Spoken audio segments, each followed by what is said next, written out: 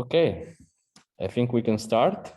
So good morning to everybody here in Waikoloa, and hello also to all the participants attending from the remote. And welcome to the first workshop on computer vision for winter sports, held in conjunction with WACWI 2022. My name is Matteo De Noffer. I'm one of the organizers of this workshop, and together with me, but joining from the remote, there are Nicola Conci and Christian Micheloni. We come from institutions located in the Italian Alps, namely the University of Udine and the University of Trento. We do research in computer vision, and we are all involved into activities related to the application of innovative technologies into the winter sport domain. So probably you are wondering why we decided to organize a workshop about computer vision in winter sports. Our project activities involve different stakeholders of the winter sport industry, such as broadcasting companies, trainers, and competition officials. And by discussing with them, we realized that there is currently a limited usage of computer vision technologies in their workflows. This happens even though a large amount of visual data is available, for example, like the one generated by broadcasters or by the activity of video reviewing performed by coaches during trainings. And such a restricted use was also confirmed by analyzing the research literature. We found most of the published work devoted to the development of athlete performance analytical solution based on other types of sensors such as IMUs and GNSS. While less research focused on the analysis of the performance by means of information extracted from visual data. But why the computer vision community should care about winter sports? There are other initiatives in our community to encourage the development of computer vision solutions in generic sports, but we think that winter sports hold particular characteristics which make them an interesting application case of the more generic world of sports. For example, one key feature present in almost all of the winter disciplines is that athletes have to perform the exercises by controlling some kind of instrument. For example, the skis, the poles, the hockey sticks, the blades, and so on. So to analyze the performance by algorithms, it is important to have methods capable of relying not only on the characteristic of the motion of the athlete, but also of that of the instrument. And winter disciplines offer a setting in which algorithms reasoning on the relation between athletes and objects can be studied. Another relevant characteristic of winter sports is that they are mostly played outdoors. And probably I don't have to convince you that winter offers the most harsh weather conditions of all the seasons. Indeed, winter weather conditions such as falling snow, rain, or fog definitely influence the appearance of images and videos. Furthermore, the playing field covered by snow and ice is very sensitive to lightning conditions and making its overall appearance very challenging. This is an example of the influence of the snow appearance in a solution we are currently working on. Our goal here is to reconstruct the trajectory performed by skiers. And the video on the right shows that if we constrain a state-of-the-art image matching model to discard the appearance of the snow, we actually obtain a more stable reconstruction. Hence, we believe that winter sports can be also used as control scenarios to study the robustness of computer vision algorithms to the issues generated by winter weather conditions. And the last motivation is more oriented to a societal impact. Even though in some countries, winter sports may have not the popularity of disciplines like soccer or basketball, they are globally recognized such that Winter Olympic Games are organized since almost 100 years. It is widely established that the practice of these sports benefits human activities and health during the winter season. And so we strongly believe that new and effective technology, including computer vision ones, will play an increasingly important role in the practice and promotion of these winter activities. Overall, the goals of this workshop, which will hope come a series, are to encourage the use of computer vision solution in the winter sports industry and to engage the computer vision research community with new and exciting problems. And we believe that these two objectives can be reached by building a community able to exchanging ideas, both from an industrial development point of view and an academic research point of view. And for all this motivation, we think the Winter Conference on application of computer vision to be the most suitable venue to host this community. The feedback regarding the workshop received in the last months was positive, but many people pointed out a major drawback, which is the very limited availability of public visual datasets about winter sports. We are currently working to build a relevant dataset that will be made the public, with the aim of overcoming such an issue starting from the next iteration of the workshop. But to achieve this goal, we are definitely open to the contribution of anybody that would like to be involved. So for this first edition of the workshop, we set up this program, which is composed mainly of invited talks and the presentation of contributed papers. The invited talks will be carried on between 8:15 and 11 a.m., intervaled by a 45-minute coffee break, while contributed papers will be presented between 11 a.m. and 12:20 p.m. For the talk session, we managed to invite speakers having experience in the application of video-based and computer vision technology in the sport industry. And these speakers are Zvika Popper and Nicola Moret. But we wanted to also highlight the academic research that is being carried on the particular problems arising in winter sports. These presentations are going to be given by Professor Pascal Foix and Professor James Elder.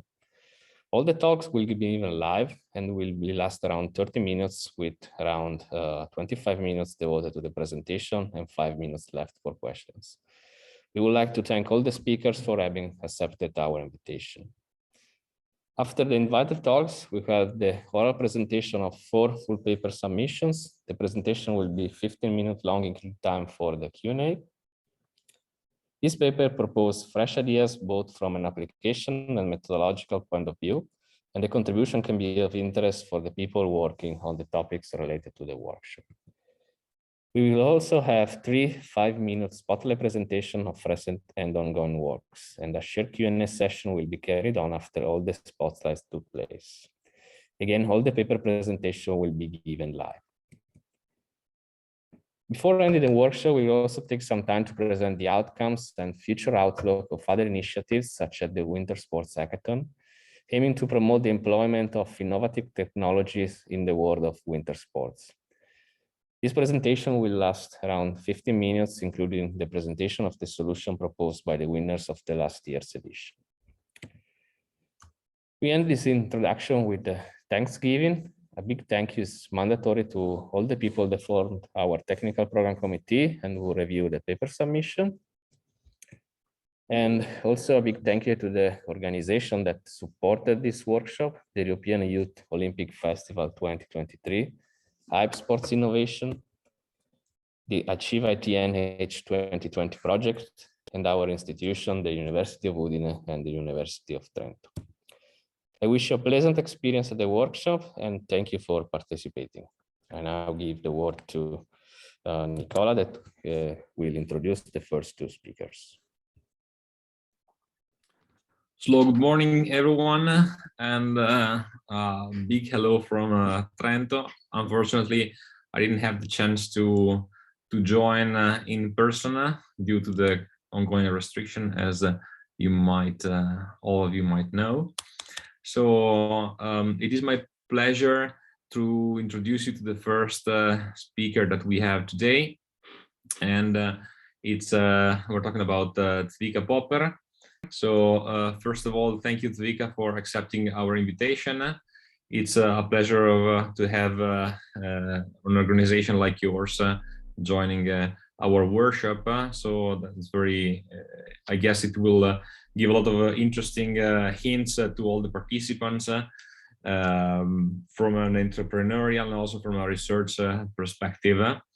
So as a quick introduction, Zvika is the CEO of Hype Sports Innovation, and he has a vast experience in the realms of entrepreneurship and international business development.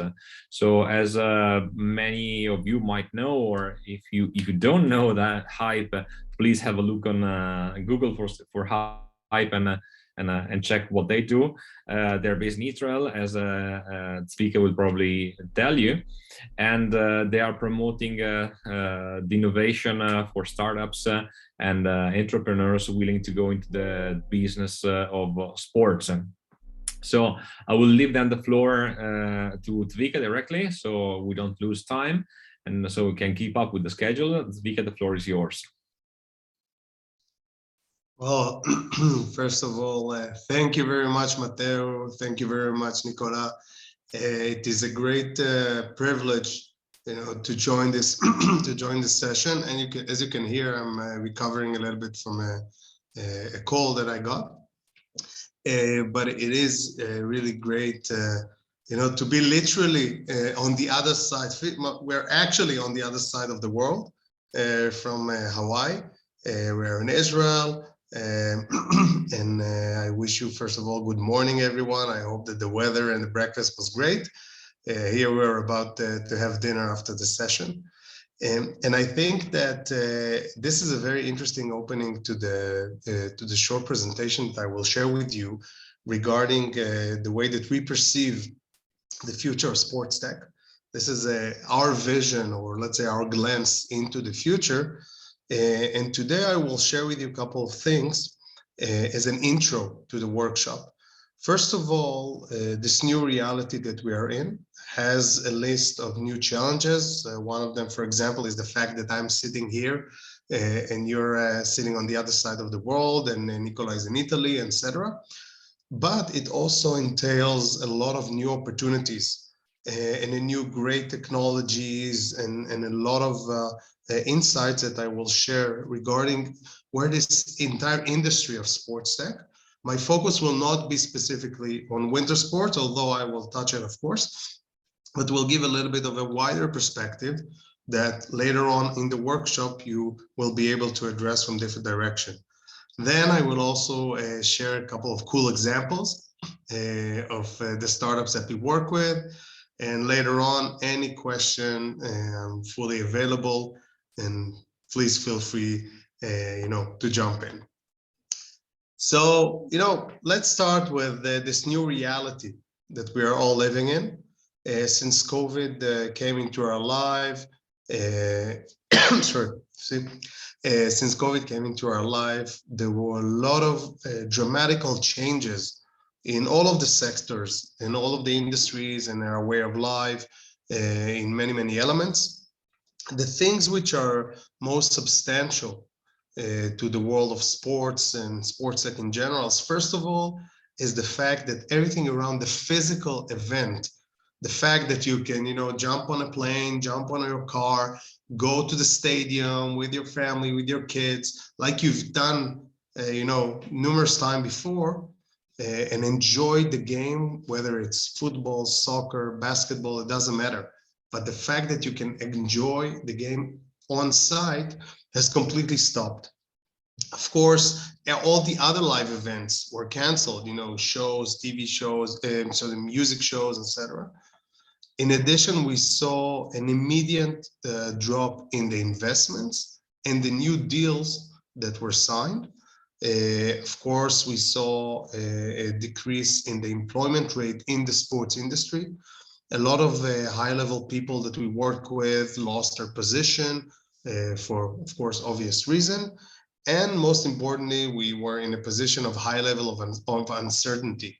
And high level of uncertainty leads to a high level of fear because no one knows what the future will bring and everyone is in chaos.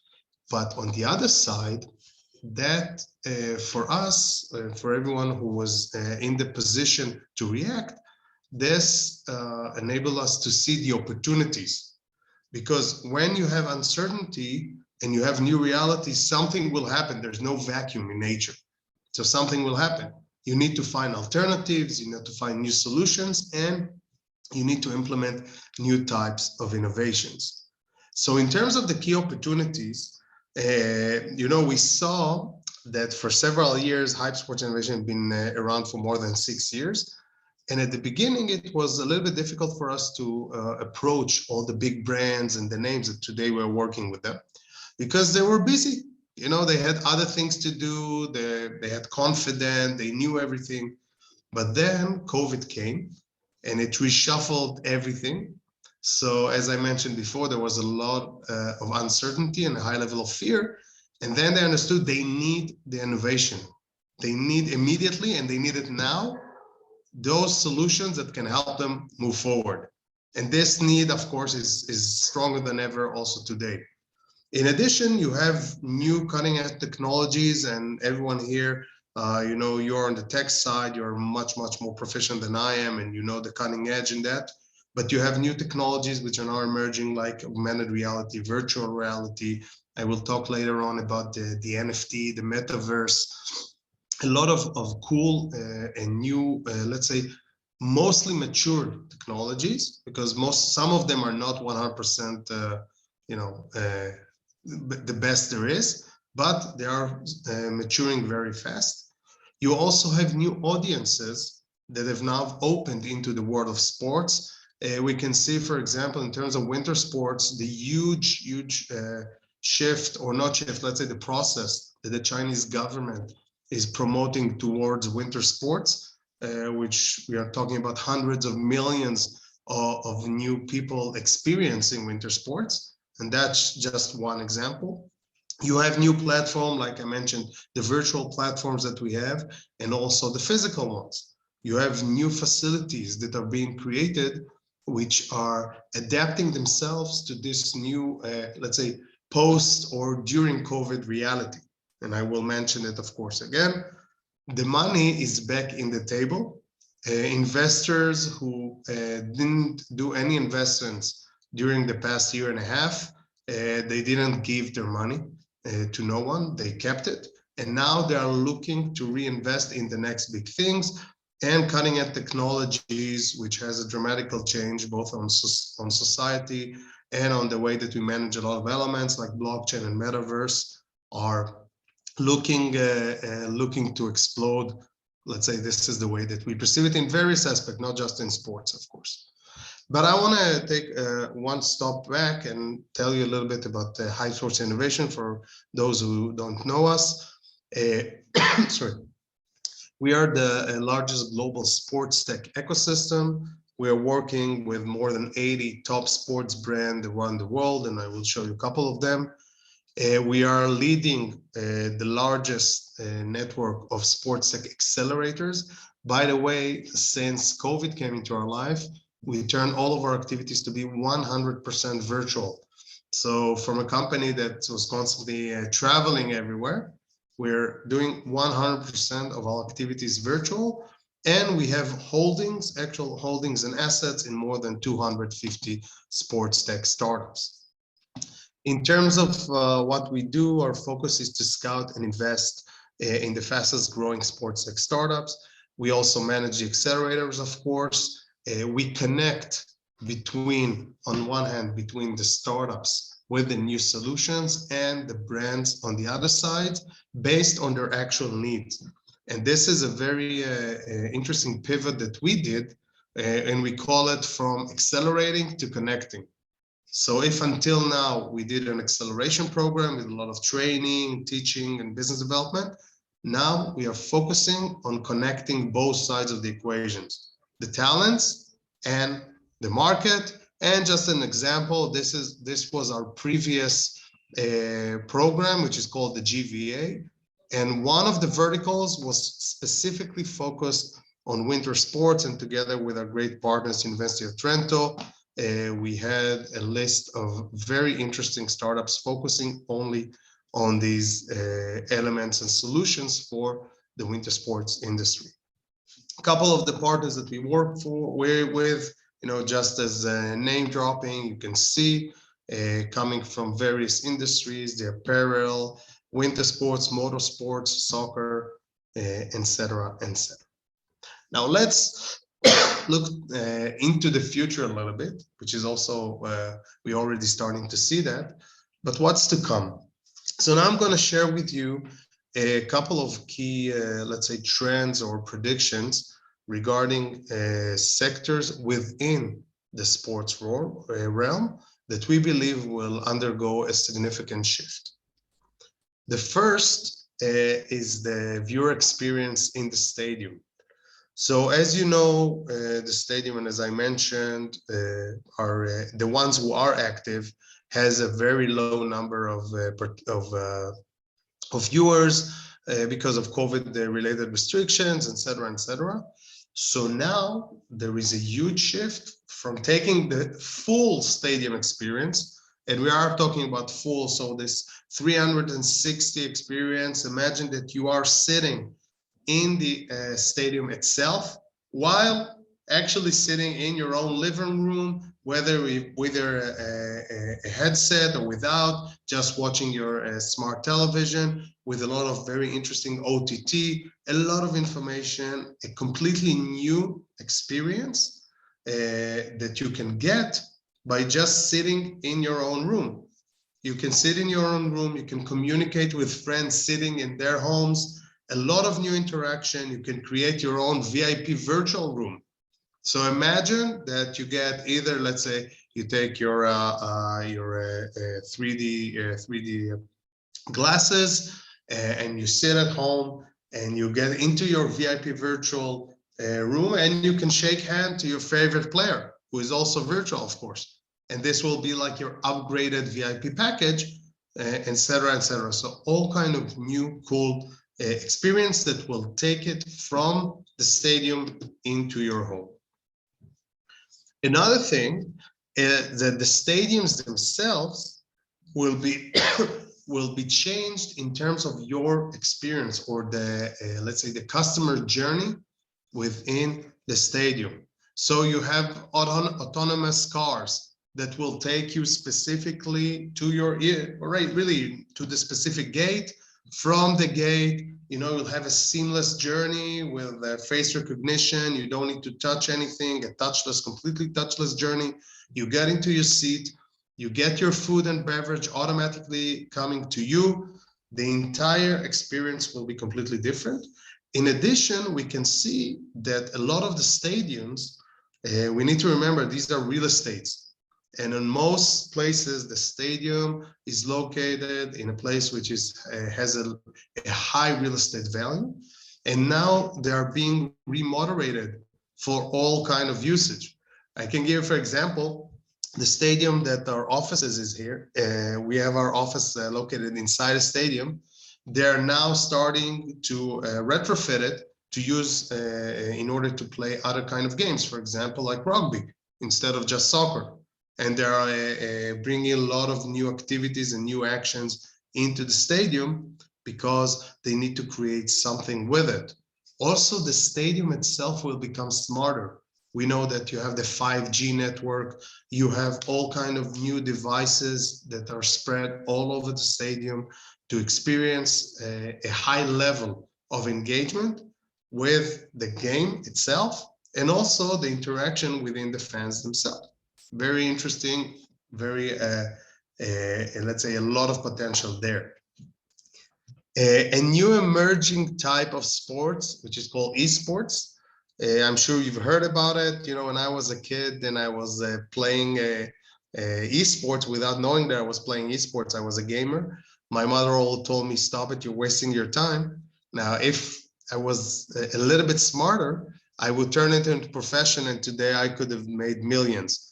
Because today these gamers and the entire realm of esports is considered to be fully legitimate athletes. You know, they have physical training, they have mental training, they have competitions. The winners can win millions of dollars.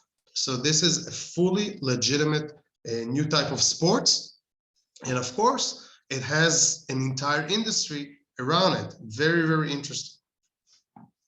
Coaching also is undergoing a tremendous change.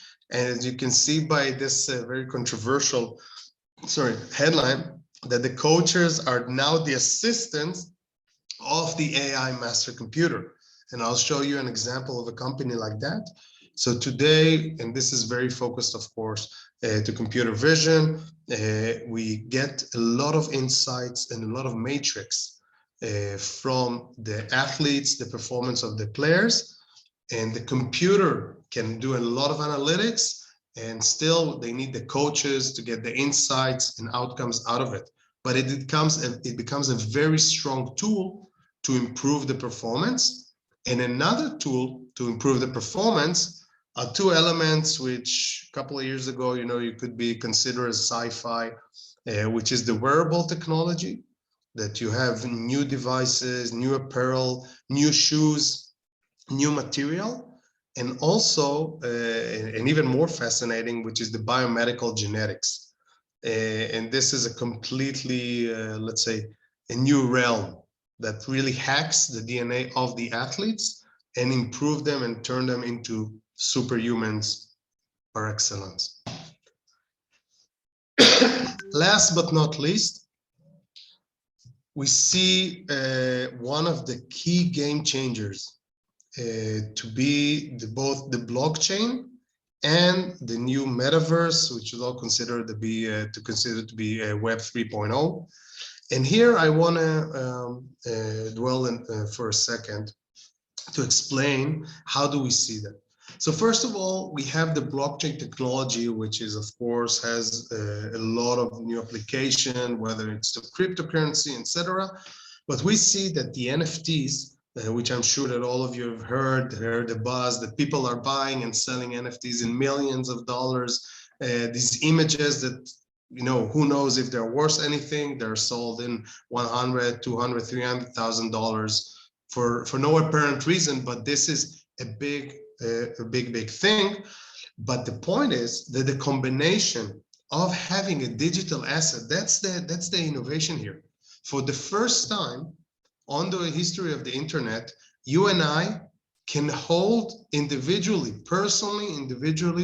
digital assets. Until now, the assets were controlled by Facebook or Meta, by YouTube, by LinkedIn, by all of the platforms that have been holding these assets. But now these assets can be held by the people themselves. And while you combine that with the growth of the metaverse, as you can see, people are also starting to buy land, virtual land, in prices which are a couple of times higher than an actual land. I just saw that someone bought a land in the Facebook metaverse in something like roughly $1 million, a virtual land, okay? So the combination of this, of a growing metaverse or metaverses, because I assume that each of the big players will create their own metaverse, so we'll have parallel metaverse, together with the ability of having digital assets. So you'll have your own digital Nike shoes, you will have your own digital shirts, you'll have your own digital Ferrari. Ferrari just launched its own NFT. So imagine that you have a Ferrari NFT within your metaverse. This is a huge shift, and we're just starting to unveil it.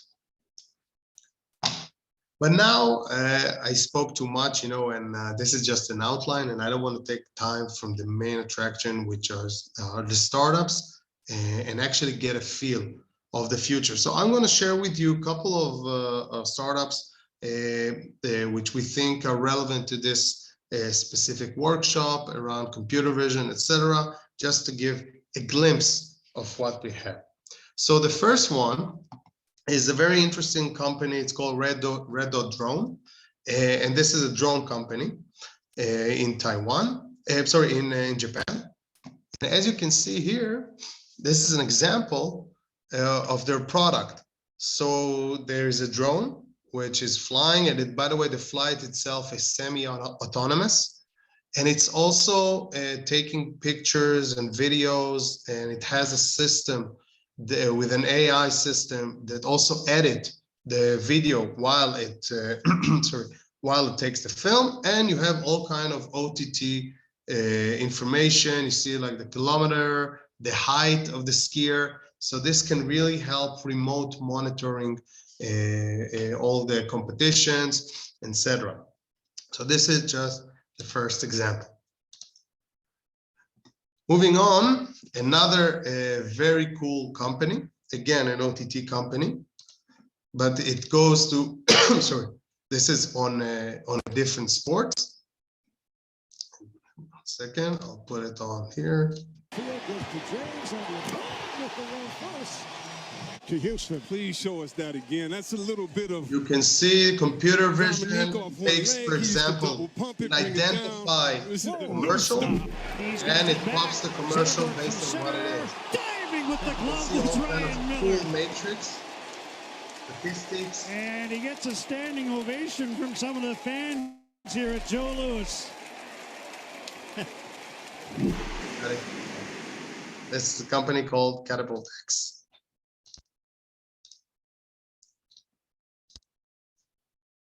Next one, moving to performance, again, using machine learning, computer vision. Okay.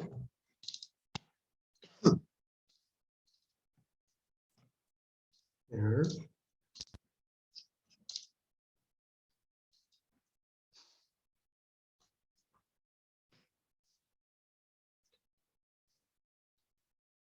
Tracks the performance.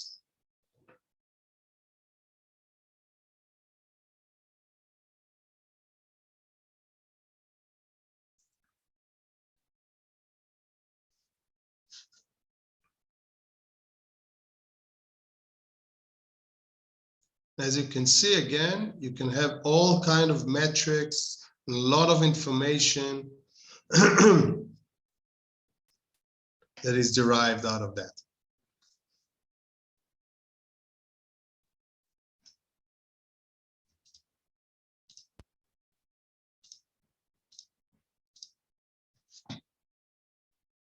Next, fan experience. Now, this is, again, it's a very, very cool company.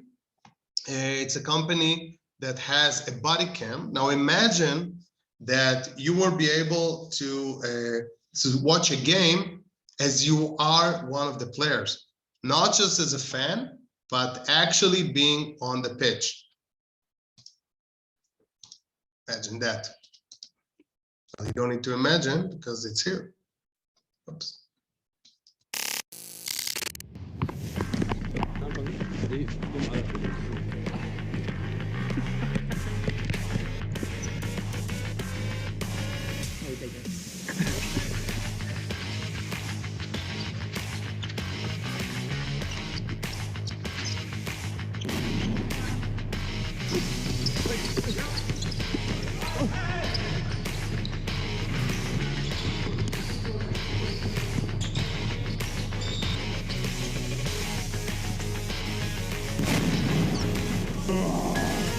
You could see all the effects.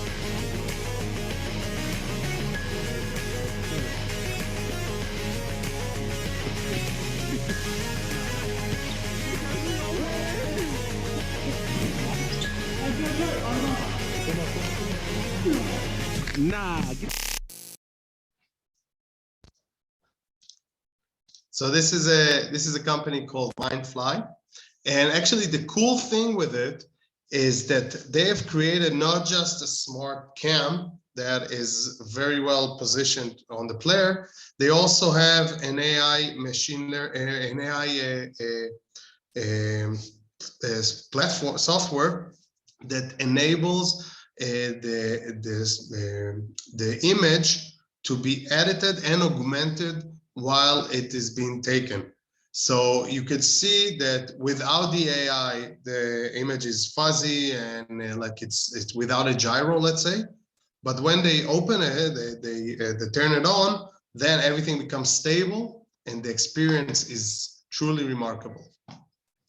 Another example is a company called Xenovision. Xenovision has created a safety and security platform, and they can track within the stadium the situation of the people. So on one hand, you have all kind of elements, which personally I'm less connected to, like crowd control.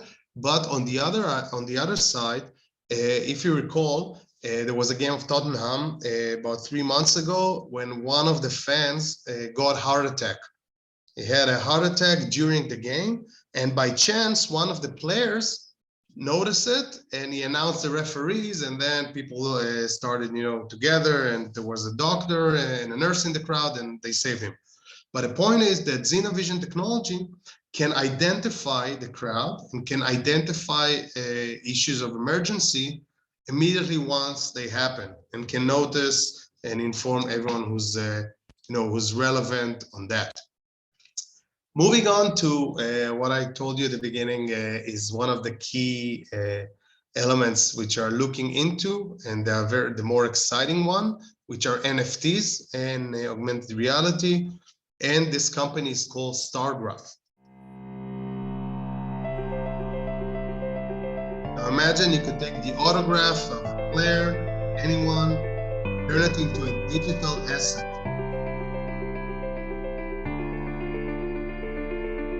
They put the signature, and then it becomes digitally, and that's the asset.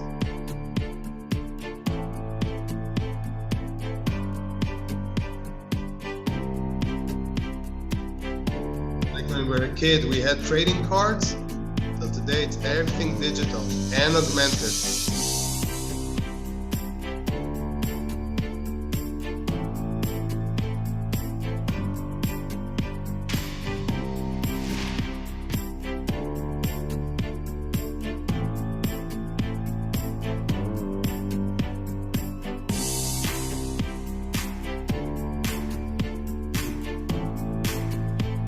Pictures coming to life. Mona Lisa start talking to you.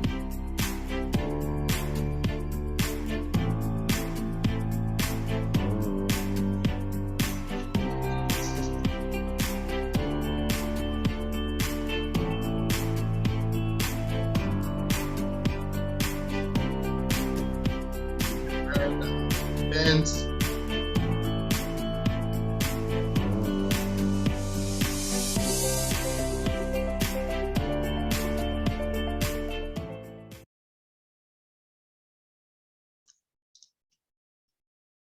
Okay, so sorry.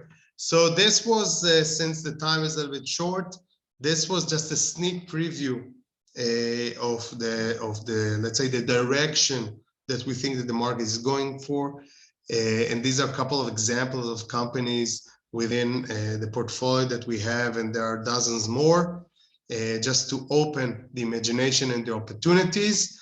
And I will stop here. And I would like, again, to thank you for your attention and to thank you for your time. And I'm open to questions, comments. Floor is yours, guys. Thank you, Tzvika, for the talk. So we can check if there is any question from the audience. You can type in the chat, or if you want to speak, or if you're in the room, if you want to talk directly.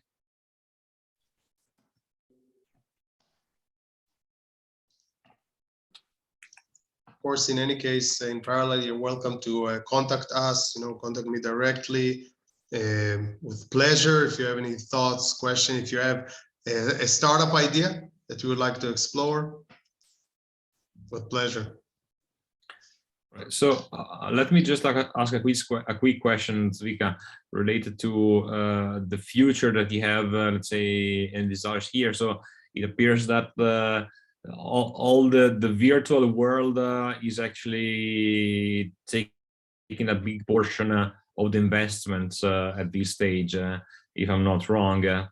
So do you think like it's so everything will be moving towards that direction, or there will still be a room for, let's say, startups and company working in a more traditional, let's say, businesses and in the more real world one, right? So, and I'm asking this because, of course, all these technologies are indeed very interesting, but I don't know, we are getting used to the fact that we do not see each other, we do not touch each other, right? But at a certain point, I was actually aiming to go back to a regular life. So, what is the future in that direction? I mean, according to your view.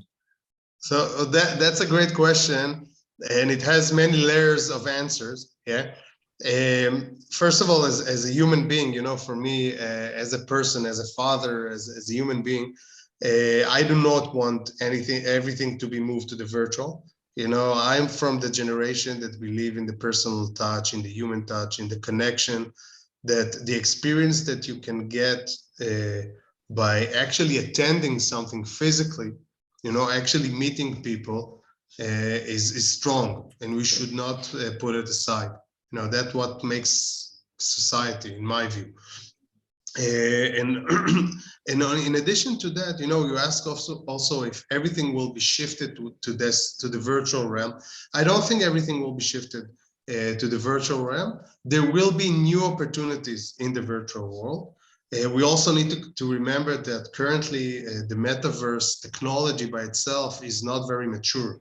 So if you go into various metaverse platforms, it's a little bit glitchy, it's pixelated, you know, the experience. And you need to wear the very heavy goggles, even the smaller ones. So we are not in a position where it's you know, it's seamless and it's like we see in the movies. Yeah. But there are a lot of what I think now is I would call it the hybrid period. So a lot of things, a lot of technologies that we see are hybrid technologies which augment the physical world. Okay, I'm not talking just about augmented reality, but things that help the physical world become better or solve all kind of solutions. Because, for example, a platform, a company that brings your food to your chair at the stadium, okay, this is a new hybrid technology because you use an app, you use all kind of devices, and you know, it gets you to the physical space that you are. I would not stop investing in, let's say, the traditional companies because we still need them. There is still a lot of demand and a lot of need, but I would do everything with one eye open towards the virtual world to see how I can expand to that, because missing it would be a mistake. That's in a nutshell. Thank you very much. Yeah, sure. Thank you very much. So if is there any other question from the audience? I hope it was interesting, you know, and good, because I didn't get any feedback, but yeah, I mean, on my side at least, it was indeed. There is a question. How much investment are we talking about in terms of hype in the winter sports currently? If that's something you can tell. Actually, thank you, Dijan, for the question. But I have to say I don't fully understand it, because there are two elements that I can understand the question. First is how much hype is investing in winter sports, or how much in general is being invested in the winter sports. But in any case, yeah. So I cannot. Hype is investing, comment, yeah. So I cannot comment on specific details regarding amounts, naturally. But I could say that currently winter sports is not one of our key focus areas. Once we see a great companies around winter sports, and we did in the last GVA, the Global Virtual Accelerator that I saw, we are constantly considering it, but it is not the core focus for us as Hype. Can I ask a question also? Oh yeah. Thank you for your presentation. I got the, yeah.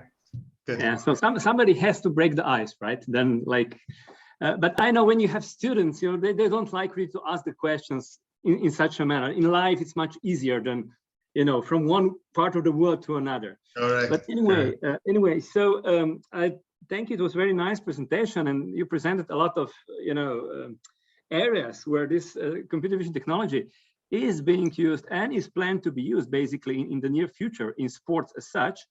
But I was missing, and what I think is a great opportunity for computer, but not only computer vision, also for technology in general, to be used not only for those purposes that we saw today, but also as a helping device for helping referees, for instance. For, I know we have this VAR, we have Hawkeye, we have all that stuff.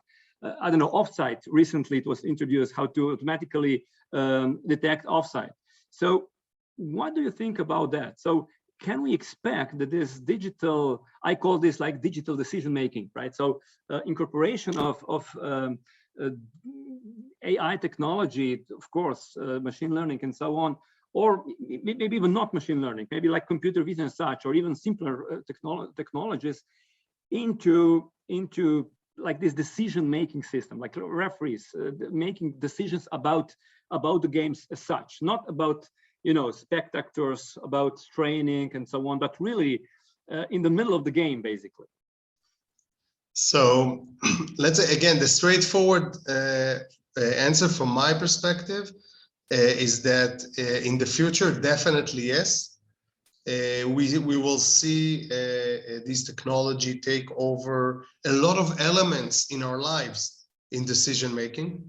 You know, we're now talking one of the big, and I also saw there was a workshop on this conference regarding AI and automated cars, autonomous cars, you know, which is a completely different discussion with a lot of ethical issues, et cetera, et cetera. But at the end, I have no doubt that AI, machine learning, and computer vision, combination of them, will take a lot of the decision-making in our daily lives. And naturally, it will also go to places like that. Nevertheless, since sports has this, I would call the emotional factor. You know, it's like VAR. You can say, okay, you don't need any referees, you don't need anything because you have a camera. You know, you saw it. It is what it is. You have the photo finish in running. You know, you cannot cheat. You saw that this guy is microcentimeter or micromillimeter before the other one. That's it. No need for a judge. But I think that the emotional and human element of that, of having a judge, because this is part of being a human game and not a robot, will stay with us for a long, long time, and there will be sort of a transition period. So little by little, the judges will give more of the, let's say, decision-making process to computers and to AI. Again, this is just my perception of this, because you can see it in other elements, and you will also see it, I think, in sports.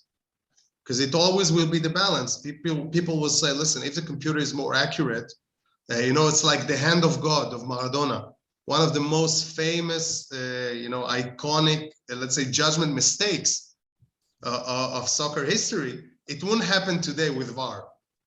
But on the other side, it became let's say, a well-known mistake. This is what gives the color to sports. This is what gives the interest. If everything will be, you know, binary in sport, I think it will make things a little bit or dramatically more boring. But that's my perception as someone who enjoys it. So if I can summarize, it will be good to have something which is very quantitative, but not too much, right? Because exactly, you know, that's a good point. Yeah, you don't want to completely delete. You want to help a little bit. That's a very interesting comment, Nicola. Yeah, just so you know, this means that in our community we don't need to get like the 100%. If we stick to the 98, that's fine. It's better, right? Yeah. Give humanity a chance, guys. All right. So I guess we need to move. Yeah, I guess we need to move on to the next talk. So thank you, Daniel, for the question, and thank you, speaker, for your comment. And so in the next talk, which will be given by Nicola Moretta, who joined us, we will be more on, we will definitely be on the real side of the world, right? Because Nicola is currently like involved in the alpine ski, in the infrastructure part of the alpine ski. And just before his talk, let me just give you a couple of say a couple of words about him. So he received a PhD in information engineering and the Master of Science in Electronics Engineering from the University of Udine in Italy. And from 2008 and 2012, he did the PhD in Information Engineering while he was employed by the University of Udine as a research fellow. He was affiliated with the telecommunication department, and his research focused on the advanced wireless communication system, especially Wi-Fi and LTE. From 2012 to 2014, 2017, he worked with the Zoppa's Industry, an Italian company, where he held the position of product developer and manager. He's actually a consultant in the field of telecommunications, signal processing, and embedded systems. And since 2018, and that's the reason why he is here, he has been in charge of the telecommunication director for the organization of the Alpine Ski World Championship, Cortina, in 2021. So thank you for joining us, Nicola, and the floor is yours. Thank you very much, Nicola. Nice to meet you. Nice to see you guys. Actually, the topic today is a little bit slightly outside of your mainstream, because we're talking about physical infrastructure that, of course, is the basic part to make all things working. So the story started in 2018 from my side, when I joined the organizer committee in Cortina d'Ampezzo to develop all the TLC infrastructure that was fundamental, basically, to enable all the services related to the broadcasting, production, video surveillance, and other stuff, like of course the internet distribution for the event. Just a quick some few words for Cortina. Cortina is a pretty famous tourist place located in northeast of Italy, not far from Udine and Trento, where I know, Nicola, you are from there.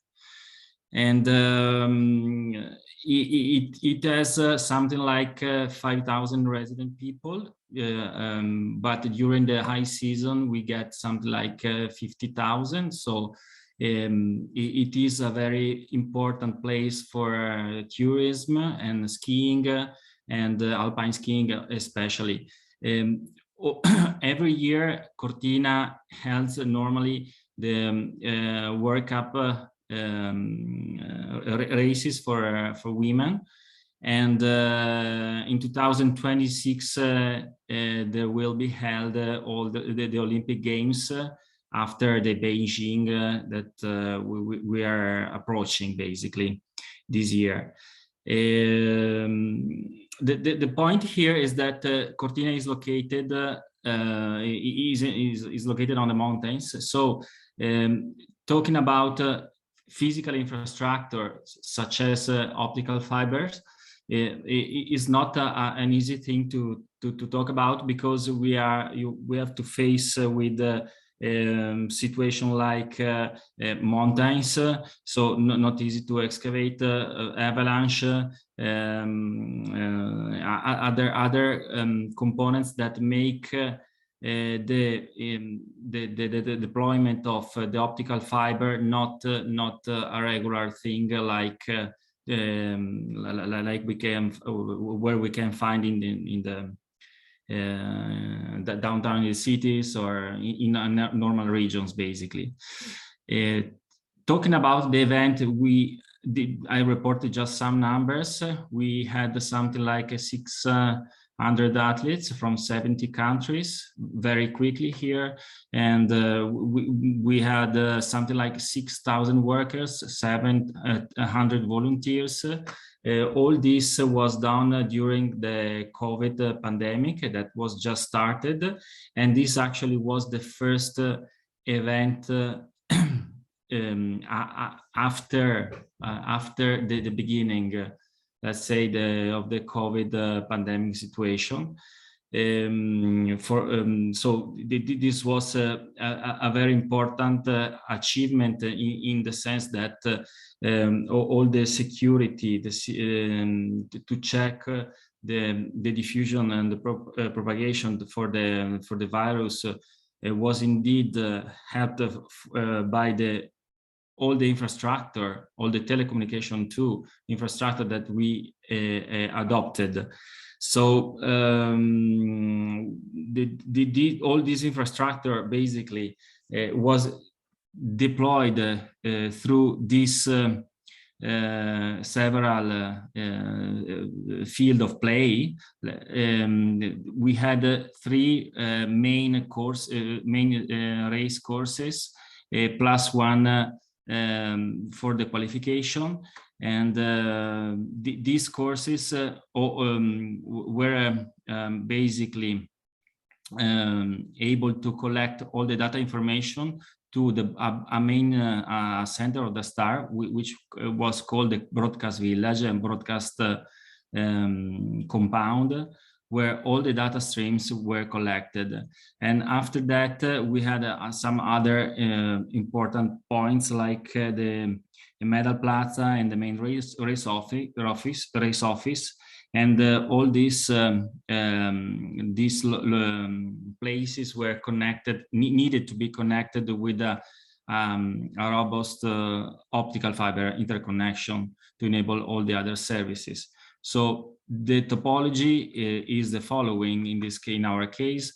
So we had the downhill finish area, which represented the main race course, and at the distance of about 2 kilometers, we had the slalom race course, and as I have mentioned, the data stream were collected to the broadcast production that was located in the center, basically. Here I reported, just to give you an idea what was the slope and just to talk about the distance and the vertical drop, which was almost 800 meters of vertical drop, and the length was something like 3 kilometers downside the mountains. For the men, the race was passed to the women, to the one of the women, but again, here we needed to develop and consider that all the TV production was basically located somewhere in some way, then in a different way. So if we consider the reality, in order to excavate, put optical fiber infrastructure, this is basically the situation. So just to give you an idea, the steepness, there are trees, there are avalanches, other components that make this stuff very complicated. This was a couple of pictures.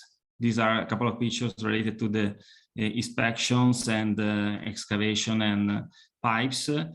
And but we talk about the services provided by the TLC department. In this case, we mainly had three services to provide. The first one, as I mentioned before, was related to the broadcast optical fiber for the production.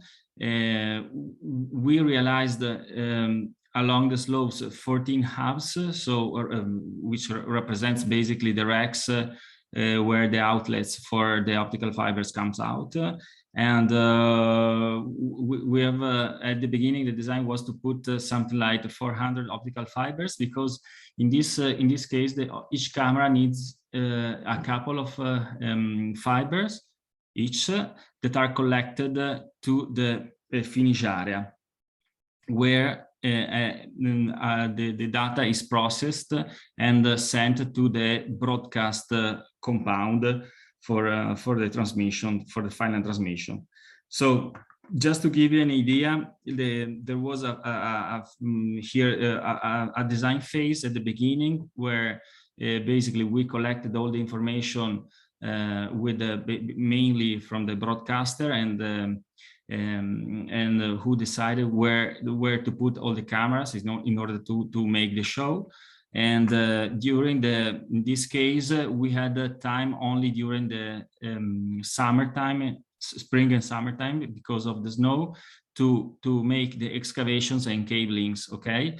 And after that, we had some time to make some tests and check if everything was okay. And the second service that we needed to provide related to the both video and all the data transmission was related to the LAN network, of course, to distribute which was able to distribute all the internet services. And finally, the video surveillance, which basically needed a different and a separated physical network in order to accomplish all the military grade requirements that the police asked us to accomplish. So in this case, we shared all the pipes, but physically speaking, the optical fibers was where the media was different compared to the other services, and it couldn't be shared. And the ultimate service was related to the radio communication that basically needed to be improved a lot. And in order to make it, we deployed 2 or 3 more radio bridges, again connected with the optical fibers. So in the end, if we start from the beginning of the process we have followed,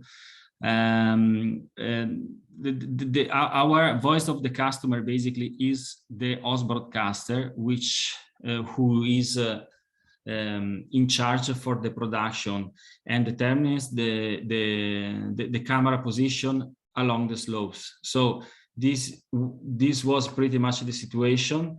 If we consider the women downhill race, we had something like 80 cameras deployed along the race, so which is a lot, and that required to distribute all the optical fibers divided into 3 or 4 main hubs,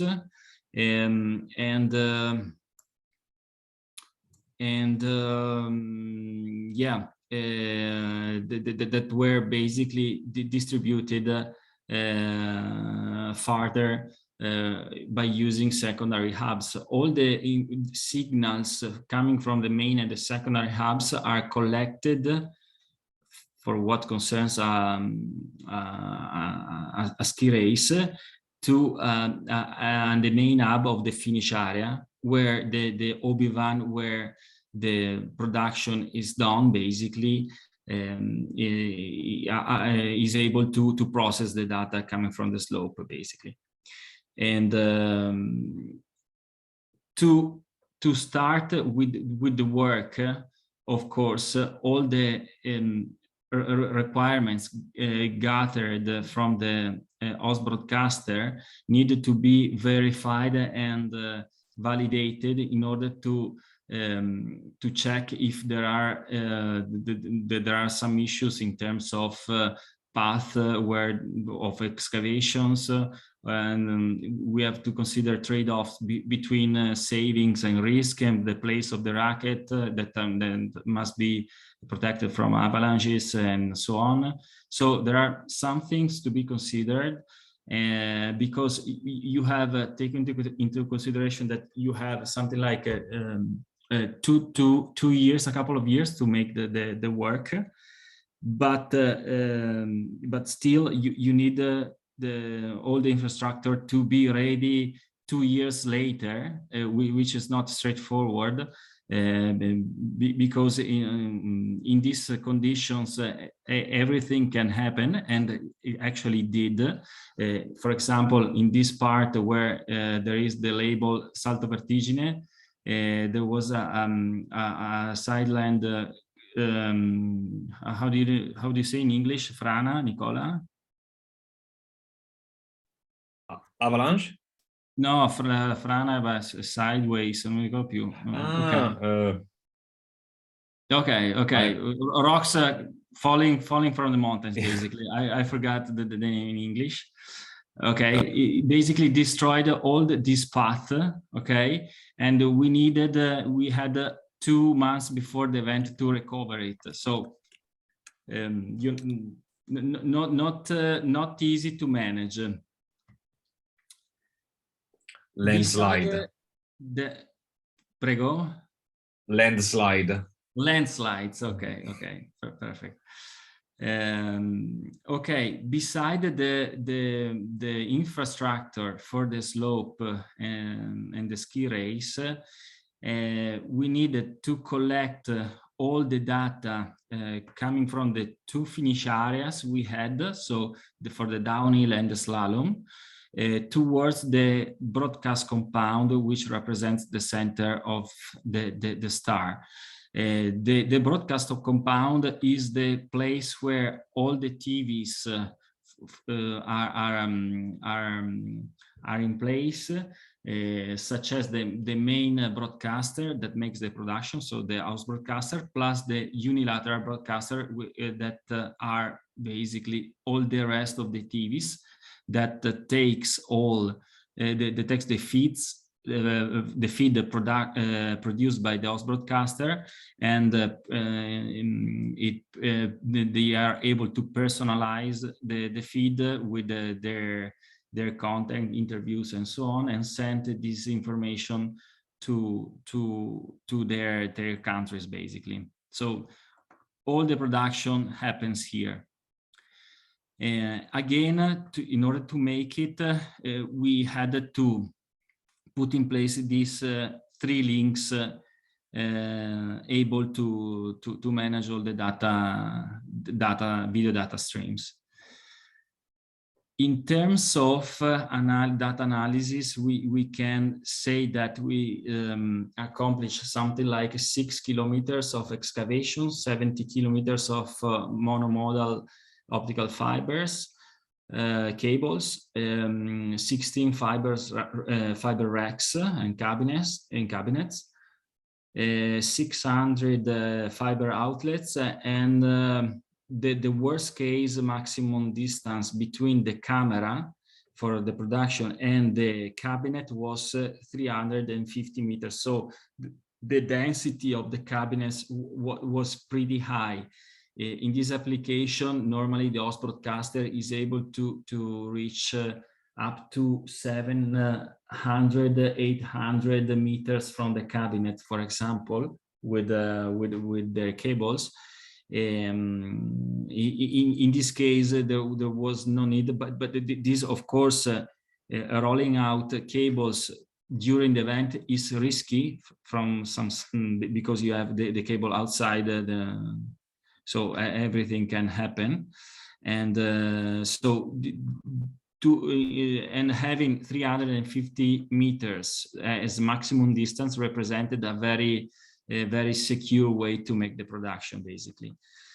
To make it, the investment was something like 600,000 euros for the main slopes, so just to give you an idea.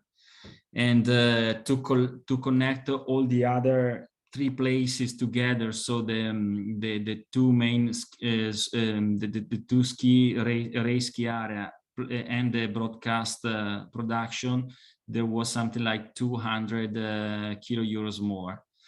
And I reported very quickly the numbers, but the number of optical fibers was very high.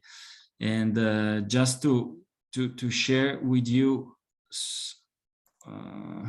and to give you an idea, I prepared a small video that shows you all the hubs and the path where the fiber has been put.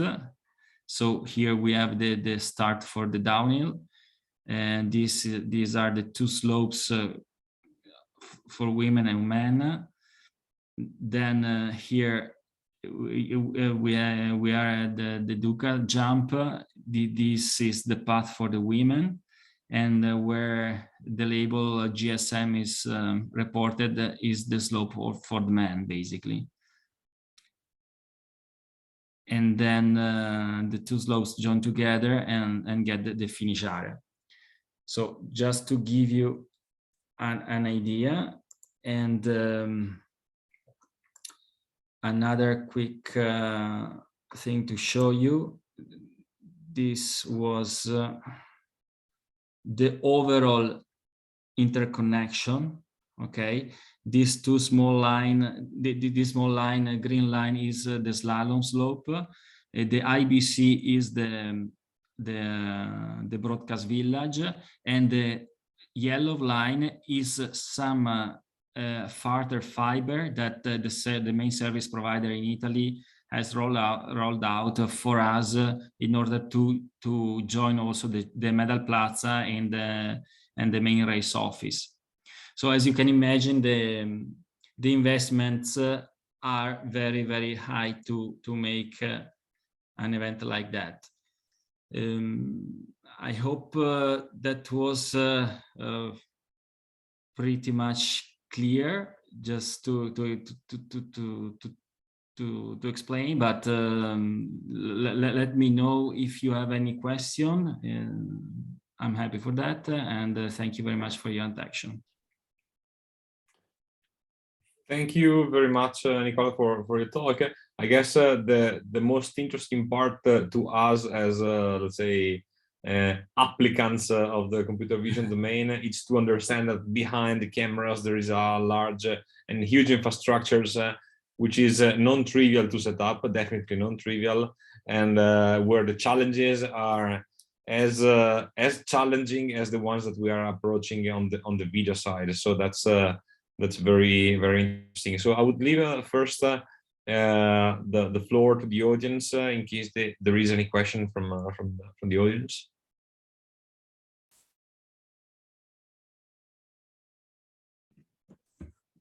Are there any questions from the in-person audience in a while? No questions? So I have one instead. So I was wondering which is the data rate of the 19 cameras that have been set up on the slopes. I mean, are there 4K cameras, full HD cameras? How much data does the network flow?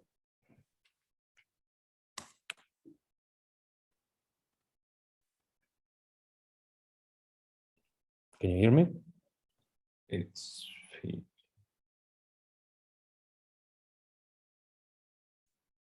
Can you hear me? Yes, now I can. Sorry for that, but the line was down. Okay, so I repeat my question. So I was wondering which is the data rate that which the camera worked. So which is the what was the resolution? How much bit rate did you need to make the video data, the raw data coming from the cameras to the IBC place? This is an interesting question. I'm not sure to be able to tell you, because all the cameras and the devices that are able to transmit are comes from the host broadcaster. So we don't put our switches or devices to manage the transmission. What I can tell you is that Swisscom, for example, made what is called the remote production, which means that they basically take the feed coming from the host broadcaster, send back to Zurich in this case, and they have people there, okay, processing the video stream, and then they send back to Cortina the video stream to share it and retransmit in broadcast worldwide. Okay, so for this they asked to Open Fiber something like 20 gigabit bandwidth.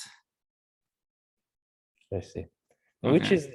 Which is the latency of that solution? So forwarding the data to the Switzerland and then going back. Well, I think you get less than 200 milliseconds. Really interesting. Thank you. No problem. Are there any other questions from the Zoomers?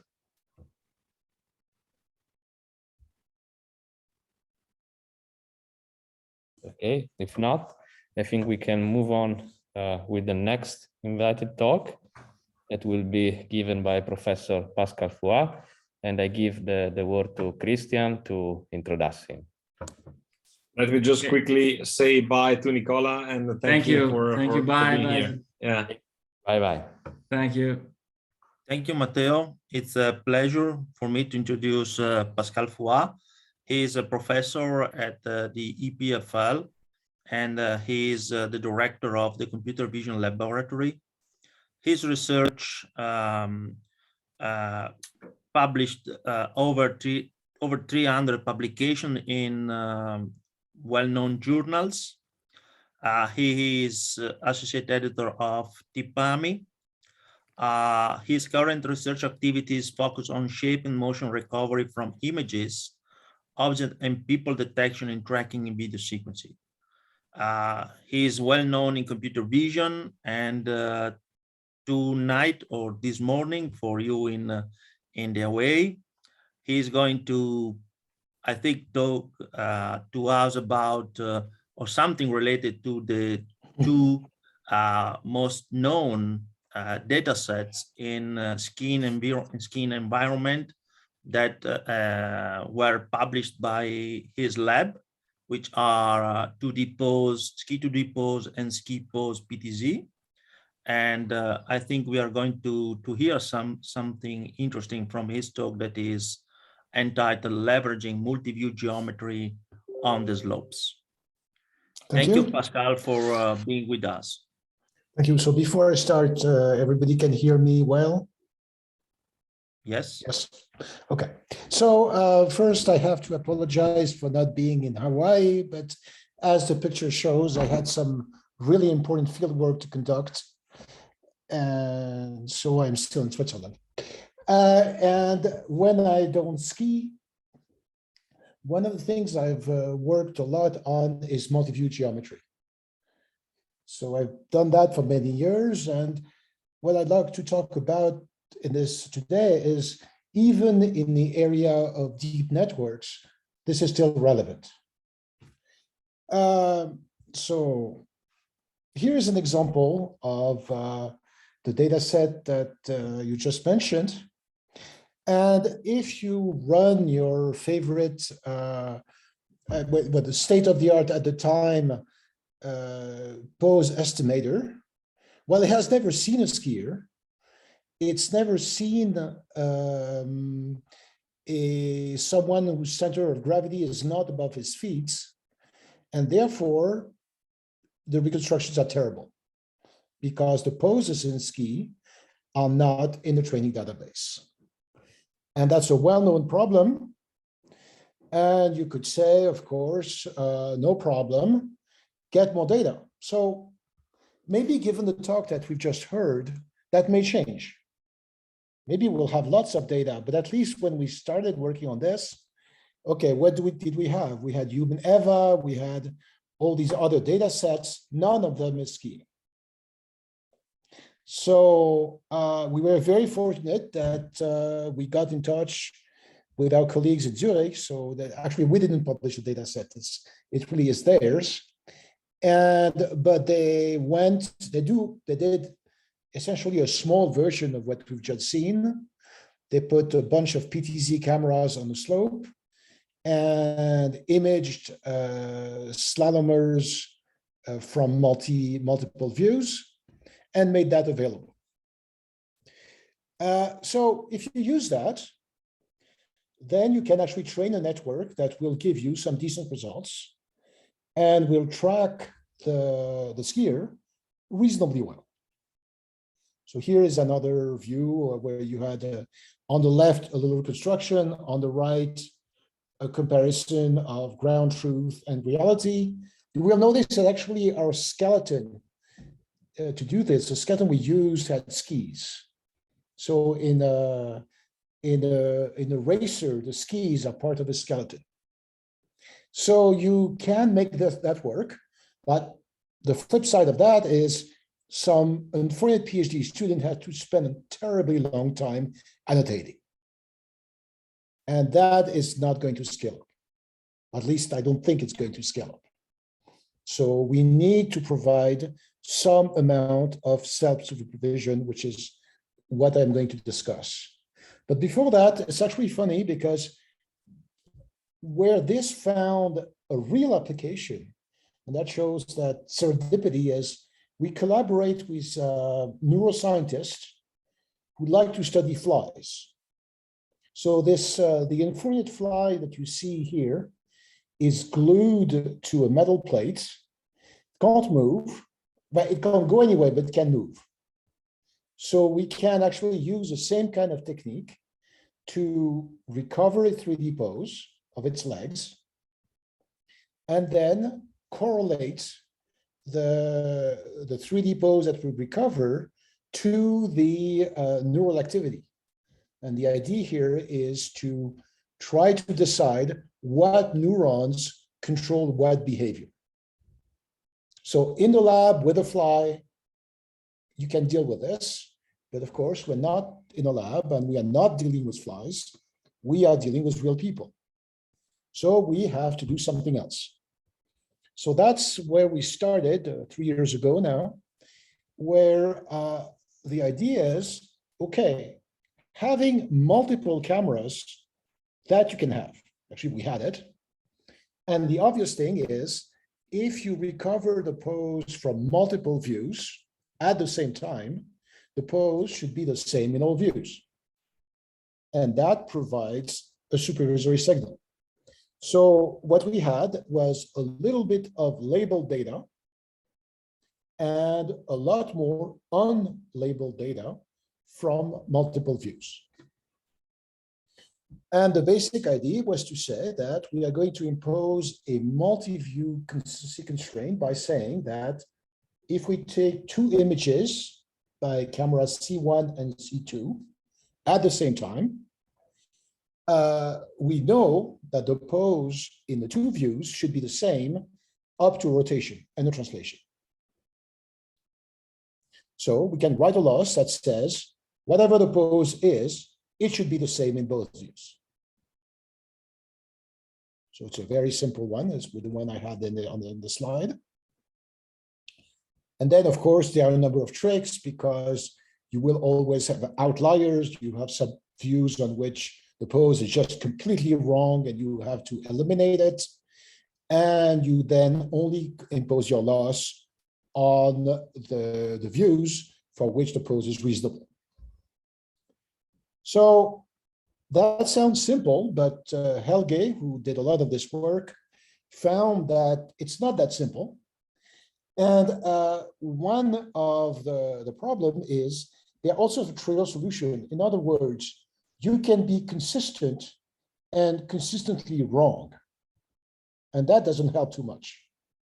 So for example, if you make all the poses go to 0, they're going to be consistent, but that's not what you want. So you have to use a normalized loss that prevents that. And also you can, human bodies have some form of symmetry, some rotational symmetries that can confuse the system. And you must regularize by saying that whatever you pose you get by imposing consistency shouldn't be too far away from the initial pose. So this works. So basically what you end up with is a series of loss terms as usual that you can train, but it's a fairly complicated objective function and it makes the training relatively difficult. So it does work. So for example, on the ski data set, we showed that with our constraints, we can get results that are very close to fully supervised results with only a small amount of analytic data.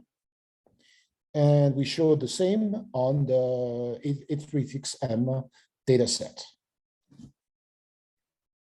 So here is a quality result. Our skier now is in the middle, and the pose that we get is a lot more reasonable than what we got initially. So that was our first attempt. And one reason we didn't push it that much further is because we had loss functions that were really hard to train. So the next step was to go on a different tack and borrow some ideas from the novel view synthesis literature. So what do I mean by that? Well, let's consider first the basic problem we're addressing. We have an input image. We have a deep CNN that produces a 3D pose, and that 3D pose should be as close as possible to the ground truth pose. There are lots of degrees of freedom in an image. And to learn this, if you want to go directly from the image to the 3D pose, you need very deep networks. And actually, if you look at what the state-of-the-art networks are, they are deep. And if you say the deeper it is, the more training data you're going to need. And that is a problem in our context where we don't have much training data. So one idea was to learn in an unsupervised way, without annotation, a representation that fewer degrees of freedom so that we can, you need fewer annotations then to do the training. So that's where novel view synthesis comes in.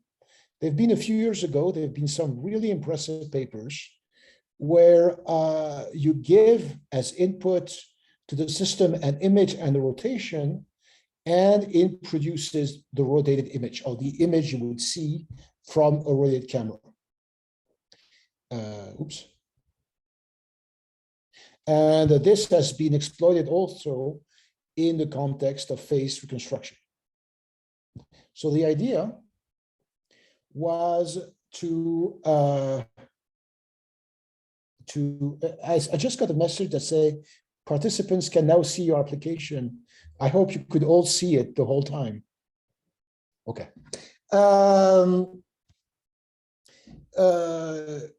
Okay, so a lot of the one way to do image reconstruction is to use a convolutional autoencoder. You have an input image, you produce a latent vector, you decode it into an output image that looks like the initial input. Okay? And the idea of novel view synthesis is to say that what you can do is you can create what I'm calling here a rotation-aware autoencoder, where you encode your image into a latent vector that has special geometry. It's a 3x(n) matrix. Why 3? Because it means you can multiply it by a 3x3 rotation matrix to produce a new latent vector that will decode into the image you would see if you had rotated the camera. Okay, and so how is that going to help us in our context? Well, this is going to allow us to disentangle pose from appearance. We only care about pose really in our application. So what we can do is we take two images taken by different cameras at different times of the same person. So we expect that the one thing that's constant in this is the appearance of the person.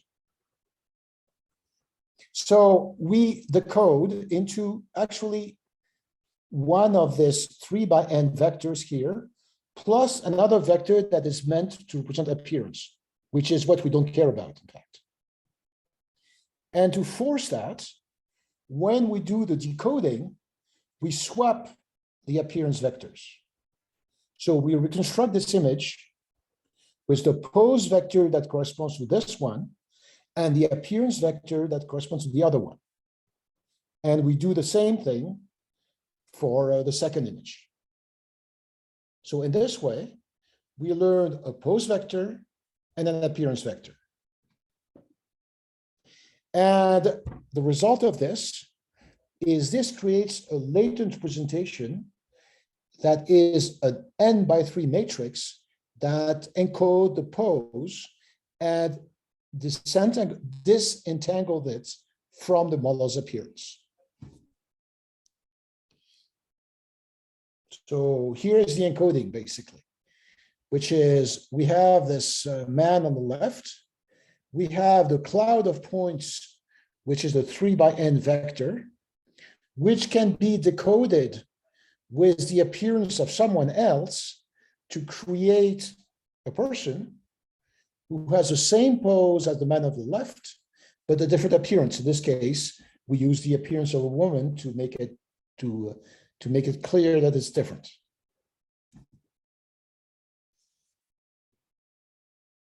So how does this help us? Well, let's go back to our original problem.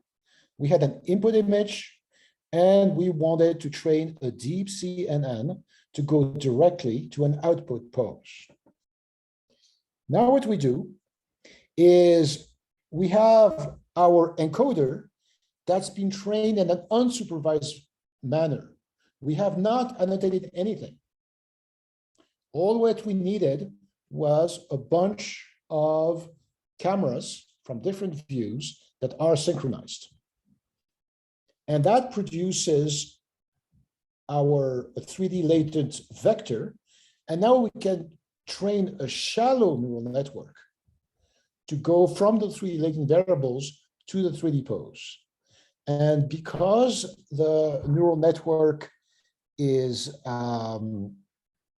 because this is much lower dimensional than the whole image, we can use a much shallower network than what is normally used, which means we need fewer annotations. So this is a theory, and we've confirmed that up to a point, the practice is similar. So with very few annotations, we get results that are a lot better than the ResNet, which was state of the art at the time we wrote the paper. This being said, if you can train the yellow curve that's just put on is the curve that corresponds to the first method I showed, which in the end, if you have a lot of training data, can eventually do better. So it's a trade-off. It really depends which one you should use, depends on how much annotations you have. And also, our performance was probably a bit limited by the fact that we didn't have enough people in our training database, our multi-camera training database, to get the full performance, though this is something we should investigate further. And that brings us to the third incarnation of this work, which is what we're working on now, which is, I've told you that we were doing multi-view using synchronized cameras, but you can also do multi-view using a single camera over time. So using videos. So the idea is very similar, is we are going to encode the images of the video. So this is actually not skiing, this is diving, but same idea. Where we are going to encode the diver. We're going to detect him first, and then we are going to encode him into what we call a time variant and a time invariant component. So time invariant is appearance, which shouldn't change much during the dive, and the time variant is what encodes the pose. And as before, we ensure that by essentially ensuring that we can swap the time invariant components and still reconstruct the images correctly. So that also works for skiing. So here always one of these sequences. So there's no more annotation at all. This is fully unsupervised. So we have the skier in the PTZ data set. The camera is actually following the skier. So the first thing we did was to essentially compute the panorama and stitch all the images to compute a background image. Our background images are not great, but they are good enough for our needs. Having done that, we can train our network that will detect the skier and generate a mask, which is essentially a foreground background mask. And from this, it will infer a pose that is actually fairly similar to the true one. And again, the only place where annotations happen is in the final stage, where we go from our latent representation to the ground truth pose, but then we can use a very small amount of it. So maybe since I've presented what we did over a period of 3 years, I'm going to make it a little wider in conclusion. And well, I've been in this business for a while, and I mean, people tracking has been done at least. I mean, this is not the first work, but this is a well-known one from 2000. Then in 2006, we worked on tracking golf motion. And then a total disaster happened, which is known as deep nets, which the feeling at the time is that it was going to wipe out everything that came before it. And I don't think that's really what happened, because what I've been trying to show in this talk is that deep nets are wonderful, but to exploit them to the full, understanding a little bit of geometry is useful. And exploiting a few of these older notions, it's not something you want to throw away. So in a sense, the difference is, since we are to use a sports metaphor, this is one of these new sailing boats, and I hope I'd love to play on one of them in Hawaii, where you have this catamaran and it has foils that make it go much, much, much faster. But you still need to know how to sail to exploit it. And I think that's a reasonable analogy for what we're trying to do these days. And of course, well, the adventure continues. And for example, a lot of the work I presented was done by Helge Rodin, who's now an assistant professor at UBC, but was a postdoc at the time in my lab. And he will tell you about the new stuff in his own presentation a little later. And with that, I think that's it. Thank you very much. And I would be very happy to answer any questions you may have. Thank you, Pascal. Are there any questions from the audience?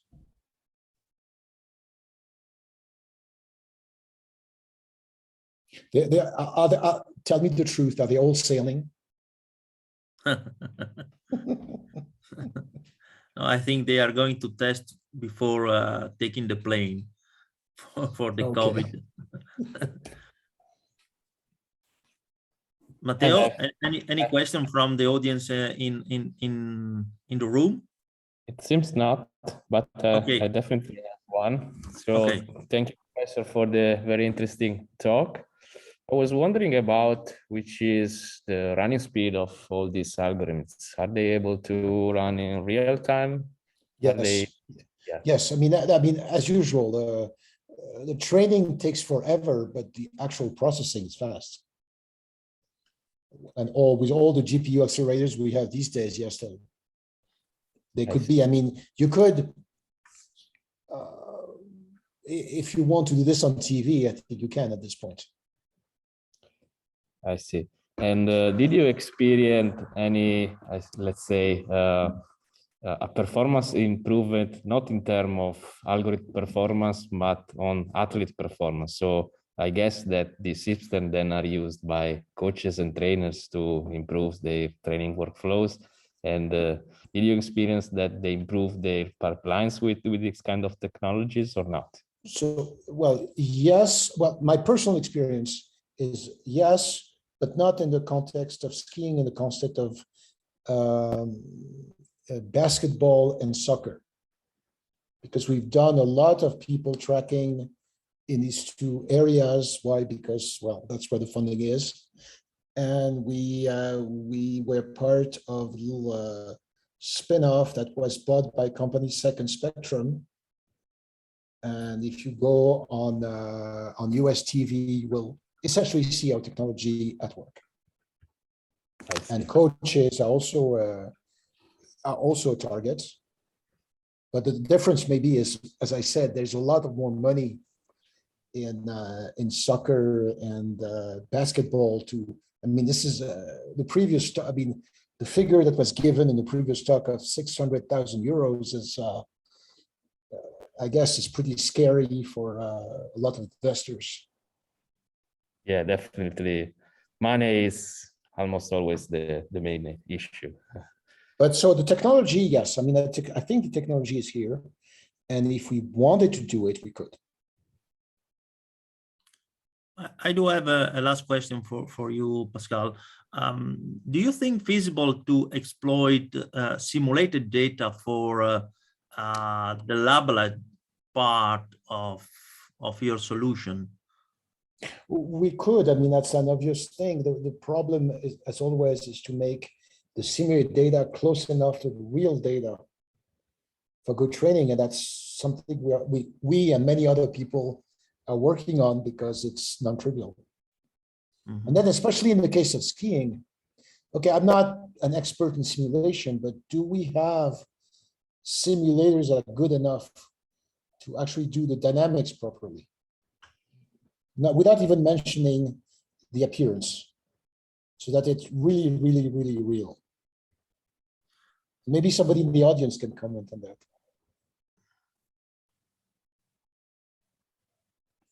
No, but anyway, that would be the. I think that's a research endeavor in of itself. And do you think that also temporal correlation can help? Yeah, of course. Dynamics. So in the case of skiing, we know a lot about, I mentioned that the center of gravity is not above the feet and the guy still doesn't fall. Of course, there's a reason for this, because the forces are balancing, and modeling this would be very interesting. Because that's been one of my, I haven't done it yet, but I've been thinking of doing it for many years. Very interesting. Okay, Pascal, thank you for your talk. It was very interesting, and you're free to go for dinner, I think. Okay, thank you. Thank you. Matteo, you can proceed with the... Yes, we now have the coffee break, and we will start again at 10:30 our standard time with the final invited talk. So see you back at that time. Thank you. Bye.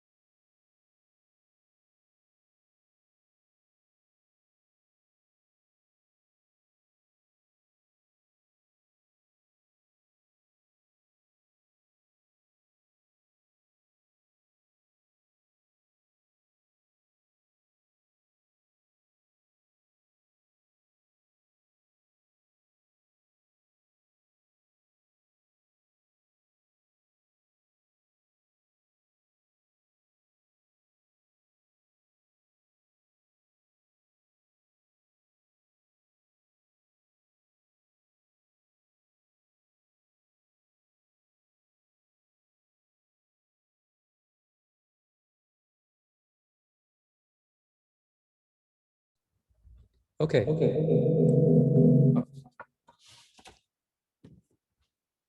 So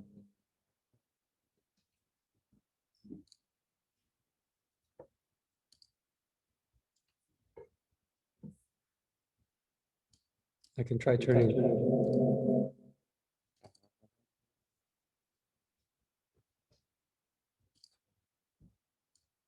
Okay, just turn my mic down. How's that? Okay. Am I getting an echo? Good. So we need the laptop mic for sure, right? For the remote. Okay. So yeah, if I speak loudly enough, maybe we can turn this off completely. Okay. You guys can hear me, right? Okay, I'll try to speak loudly enough. And am I okay now for the remote viewers? For volume? Okay, awesome. Sorry about that. Okay, and hopefully everyone can see my slides. Okay, great. So first of all, I want to thank the organizers for this a great workshop, and really enjoyed the morning session so far, and hoping this will be the first of many. Perhaps next time we'll be skiing for half days and presenting for the other half. So I'm going to talk about our work on computer vision and AI for amateur hockey. And of course, we're from Canada, where hockey is not a sport, it's a religion. And if you and I were sitting in an arena watching a hockey game, one important detail is that the playing surface would subtend quite a large part of our field of view, more than 90 degrees if we have a pretty good seat. And that's because the ice rink is big. It's 61 meters in length. But of course, like in many team sports, the instantaneous play is much more localized, okay? And that turns out not to be a problem for you and I, because we have this amazing brain and this amazing visual system. And attention here is particularly important.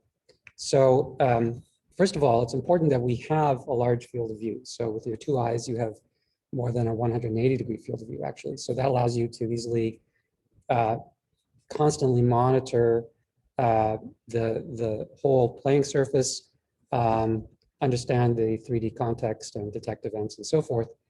But of course, for most of that field of view, your acuity is fairly limited, and you have high acuity, high spatial resolution, only for a narrow field of view, about 1 or 2 degrees in central vision. That turns out to work okay because of this third thing, which is our very sophisticated oculomotor system, right? So all these three things work very tightly together: wide field of view, foveated vision, oculomotor system, that allows us to detect where the play is happening and rapidly orient and track what's going on. It all works beautifully. And now, of course, many times, most of us aren't able to get to the game in person, and we're watching remotely. And it turns out that's also typically not a problem for professional sport, because we have these guys shown here on the right, who are essentially acting as surrogates for that attentional vision system, right? So they're there curating the experience for us, typically using pretty high-end camera equipment. They have a lot of training, so they know exactly how to pan, tilt, zoom into the play. I think the issue arises in amateur levels, right? Where we can't necessarily afford to hire these highly trained professionals or afford that sophisticated equipment. And we should remember that, let's see if we can get that. So we've lost the mouse. Okay, there we go. That for every professional player, there are typically, at least in hockey, in North America, there's about 1,000 amateur players. So in some sense, the market for amateur sport and remote viewing could be even larger than for professional sport. So, that suggests an opportunity for AI and computer vision for amateur sport and for hockey in particular. So, so we've been working a bit on that, and typically using these proprietary camera systems, which are composed of 2 4K video cameras on diverging axes to attain this very wide field of view. And these have integrated audio and other useful things. And so that gives us this 8K fixed camera system. And importantly, that's monitoring the entire playing surface. And the question is, what can we do with that? And I'm going to talk about 3 research projects that show some ways in which we might be able to deliver more useful viewing experiences remotely. So the first problem I want to talk about is what I'll call spatial curation. It's basically spatial attention, knowing where to look on that playing surface. And this is work with my PhD student, Hemanth, who actually presented this, presented on this work at WACV the last time it was here in Waikoloa in 2019.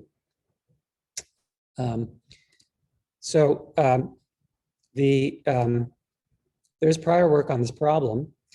And there's 2 classes of approach. So one we could call the reasoning approach, which is to come up with some inductive hypothesis about cues for where the play is in a sport. So an example of that is, well, the play is where the players are heading, right? So we can track the players and then try to find convergence points for their velocities to predict where the play is. But a second approach is a data-driven approach where we don't make those strong hypotheses, but rather we try to learn how to curate a video from a professional videographer, right? So this is a good example, this paper from WACV 2015, where the pan, tilt, zoom parameters used by a human who's curating the game in real time are synchronized with the wide field video of the game, in this case, basketball. And then we can just try to regress those parameters on, in this case, the player trajectories. Okay, so 2 different approaches. So the question we asked in this work for hockey was, can we use this data-driven approach, but without requiring this collection of synchronized pan, tilt, zoom parameters from a professional videographer, which is somewhat cumbersome. And so to do that, we make a key assumption, which we could probably debate, which is that the play is where the puck is, okay? But the utility of that assumption is now we have an objective definition of our objective, and we can sort of apply standard machine learning procedures to try to learn how to predict the play. So the key question is, how do we obtain ground truth?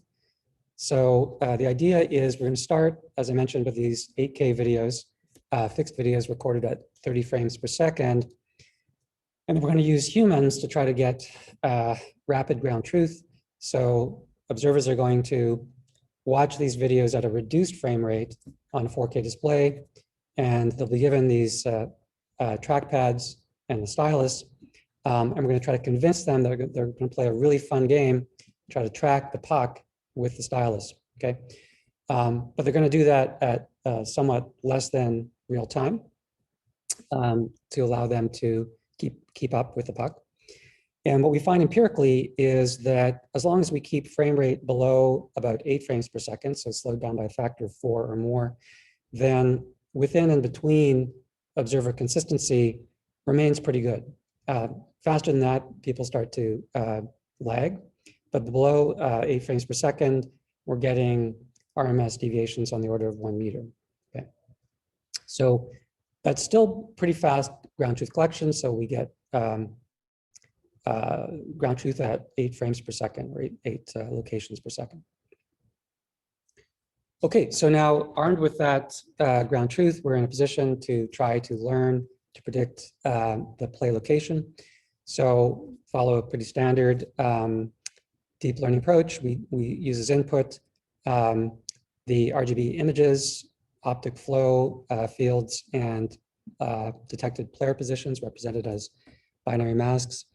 And we just adopt here a frame-by-frame detection paradigm. So there's no temporal model here. And use that to train pretty simple convolutional network, which outputs estimated image coordinates of the puck. So it's just a deep regressor. And then that estimate allows us to select a digital zoom of that wide field video, which we can then deliver to a remote observer on their iPad device or whatever they want to use to watch the video. So the question is, how does that work, or how well does it work? So here I'm plotting RMS error and for a variety of comparison systems. So our baseline comparison is against a median player position algorithm, which basically is saying the play is where the players are, right? And so that delivers about 8.6 meter RMS error. We find that our system improves on that and gives error around 5.4, 5.3 meters. So it's a substantial improvement. And then the rest of these bars are basically ablation experiments showing that all three of these cues, the image, the player positions, optic flow, are all useful. And these last two bars are showing the benefit of temporal smoothing. So as I said, we have no temporal model here, but we're just doing non-causal smoothing with a time constant, I think, of 300 milliseconds. And that has two benefits. First of all, it's, as you can see, it's improving accuracy, but it's also smoothing out the experience. So you get a nice smooth curation of the video. So I can show you an example of the output. Now this is going to look, unfortunately, a bit choppy on the screen. So I have to just trust me that in person it looks better. But one of the key things this shows is the system's ability to continue to track the play or the puck, even when the puck goes off to the right and all the players still remain on the left of the playing surface. That's a critical functionality, right? So it seems to work pretty well and delivers an experience that that observers find quite acceptable. But you might be wondering, okay, so how does that compare to if I was there in person, right? So that's kind of the gold standard is, you know, do I feel like I'm there? And the short answer is it's not, you know, our system is not as good as you would be if you were in the stands. And we know that through a collaboration with this group at University of Gießen, led by Karl Gegenwärtner. They're experts on gaze modeling in humans. And basically what we find is that humans are more accurate than our simple network at tracking the puck. But interestingly, like our algorithm, humans have essentially zero lag when tracking the puck. Okay, and that's shown here in this plot. If you look at this blue curve here, the fact that it peaks at 0 milliseconds means that on average, humans are not lagging the puck, which is pretty amazing. And the cool thing is, so the cool innovation in this experiment was they did this experiment once where they asked observers to track the puck in the video. Then they did control conditions where they removed the video, right? This is shown on the top right, and made the screen gray, and they just represented the puck location as a dot, okay? And asked observers to track that dot, or they would replace the gray with a still frame of the hockey game. And in those cases, you see the standard kind of 180 millisecond lag in the human observers. So what that means is that the human brain is able to predict the puck location by using the whole dynamic visual context of the game as it unfolds. Okay, so you can't do prediction just based on the kinematics of the puck. It's really the more complex a context of the game. So pretty interesting work.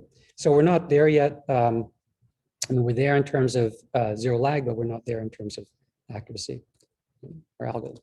So just to summarize, in this work, we used a puck as the surrogate of play, which allowed us to develop a method for fast ground truthing and then deliver a pretty useful system for real-time video curation. Okay, so that was really about spatial attention, where to look. We're also interested in temporal attention, that is when to look. This is also work of Himat's that he presented at the CV Sports workshop last year at CVPR. This work is motivated by the fact that, like most team sports, there are periods of play and periods of non-play, right? So for example, for hockey, regulation game is 60 minutes long, but it actually takes up to 100 minutes or so for that time to elapse, right? Because there's periods between active periods of play when play stops and there's a face-off and so forth. So there's an opportunity here because for anybody who wants to watch the game offline, there's an opportunity to compress that 100 minutes back to something closer to the 60 minutes so that the game can be watched more efficiently. So there's some work on this, but it's mostly on broadcast video, and people tend to try to use higher level cues. So for example, text or graphics or commentator audio that's indicative of whether it's the play is happening or not, or the type of camera shot. So again, you're relying upon the videographer to be performing certain types of camera selections, or what you might call intermediate cues like events like line changes or face-offs. Okay. So the interest in our work was, can we take a lower level approach and try to predict when play is on, when play is off by using relatively simple cues. And the key idea here is that there's a real potential synergy between visual and auditory cues. So in particular, because in the sport of hockey, like many other sports, there's a whistle that's blown when the state changes from on to off or from off to on, okay? And that's a very salient cue and very, very helpful to estimate the state. Unfortunately, though, it's not a signed cue, right? So you know that the state has changed, but you're not sure whether it's changed from off to on or on to off. So visual cues are, we hypothesize, useful for predicting the sign of that state change, right? So there's a real natural complementarity between visual and auditory cues. Okay, so we're going to just try to develop a simple system that fuses these visual and auditory cues.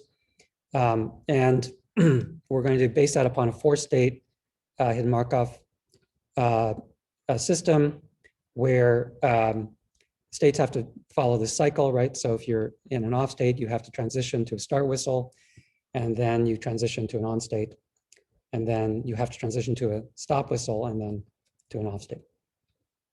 And we're going to employ a standard hidden Markov model architecture, which allows for exact inference. And then the question is, well, what are the observations or emissions? And again, as I say, we're going to try to integrate both visual and acoustic emissions in a standard probabilistic framework. So for visual features, we're going to do something very similar to what we did for spatial attention. We're going to use those three cues, the RGB image, the optic flow, the player positions, train, again, a relatively simple convolutional network. But this time, instead of trying to track the puck, we're just going to try to classify, is this a frame from a period of play or from a period of non-play. And then we're just going to output as a visual feature the difference in logits from that network. And then for the acoustic feature, we're just going to build a Wiener filter that tries to detect the whistle in the 2 to 3 kilohertz band.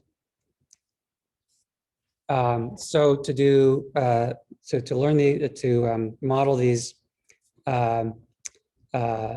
features, we're going to use 3-component Gaussian mixtures, and then we're learning the state transition probabilities from training data. Then inference, we're going to solve for the marginal posteriors on the states using the forward-backward algorithm. And those posteriors are going to be used to classify the frames as play or non-play. Okay, so how does that work? So we find that it works pretty well, actually. So this is looking just at the visual cues only, so we're not integrating auditory cues here, and plotting precision recall. And you can see that we're doing well above chance, which is this horizontal red line here. The blue curve is showing performance if we used a very simple optic flow curve cue. And then the red or the orange curve at the top is showing performance using our deep visual cues. So we got a huge benefit by using deep features here. And we can convert that PR curve into a compression recall curve. Okay, so telling us how much compression we're getting from this method, temporal compression.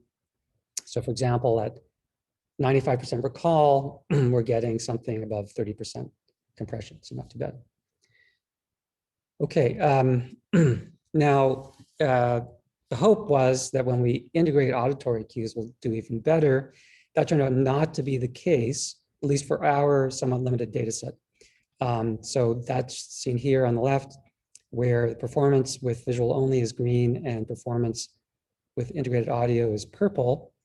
And the reason for that is domain shift. And again, this problem may go away if we have more training data, but with what we have currently, this was not a success.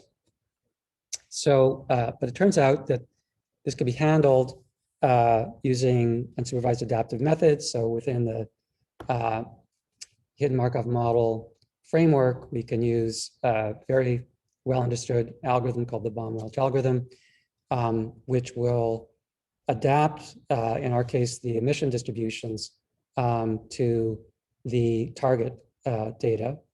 And so just by maximizing likelihood, so a very standard unsupervised objective. So here on the top right, what I'm showing in the green and blue are the distributions for the whistle cue that were learned from the training data for non-whistle states. And in red and orange, I'm showing those distributions learned from training data for the whistle states, right? So as you expect, we get higher values for this feature when the whistle is being blown. But in light blue, that histogram is showing the actual distribution of this feature for the target domain, and you can see that it doesn't match that mixture of those 4 states. So the Baum-Welch algorithm is simply going to adapt those trained models to better fit the observed distribution in the target domain. And that turns out to solve the problem. So here you can see going from the dash purple to the solid purple, we get a substantial boost in performance by doing domain adaptation. And now we're exceeding performance of vision only. Okay. And that also leads to some enhanced compression. All right, so just to summarize, what we learned from this study was that it is possible to do pretty good temporal compression using relatively simple low-level cues, getting compression rates on the order of 27%, and we recall -6%. But we did find that domain shift was an issue for auditory, so people walk in and walk out, and there's different levels of background noise, and that background noise is non-stationary, right? You can't model it as just a constant noise easily.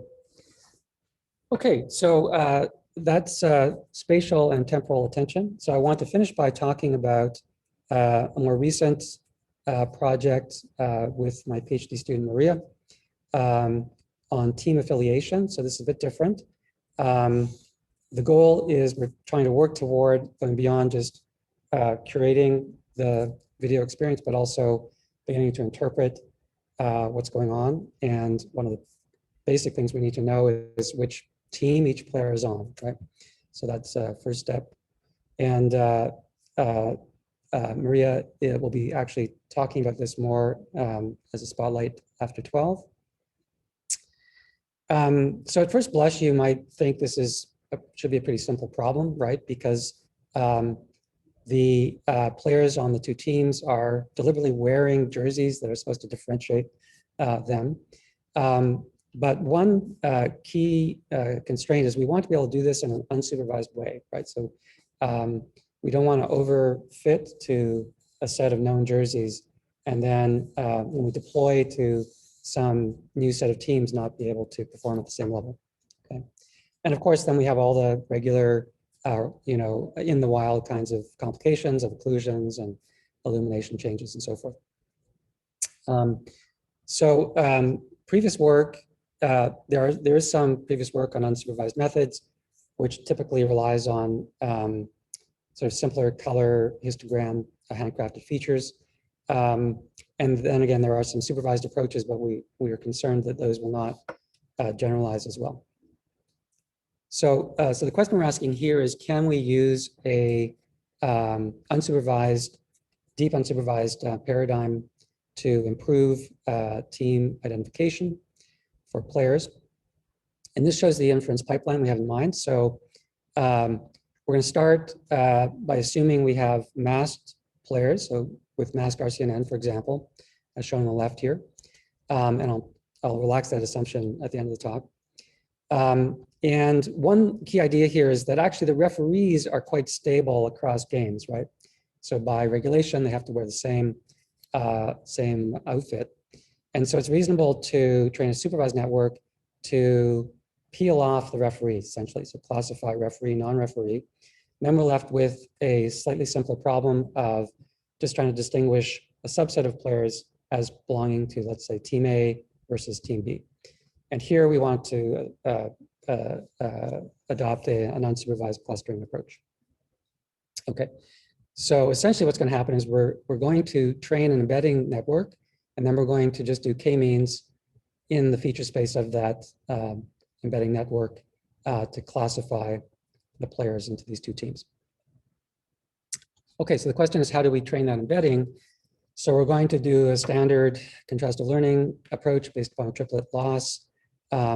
So we're going to select 3 players with pseudo ground truth labels.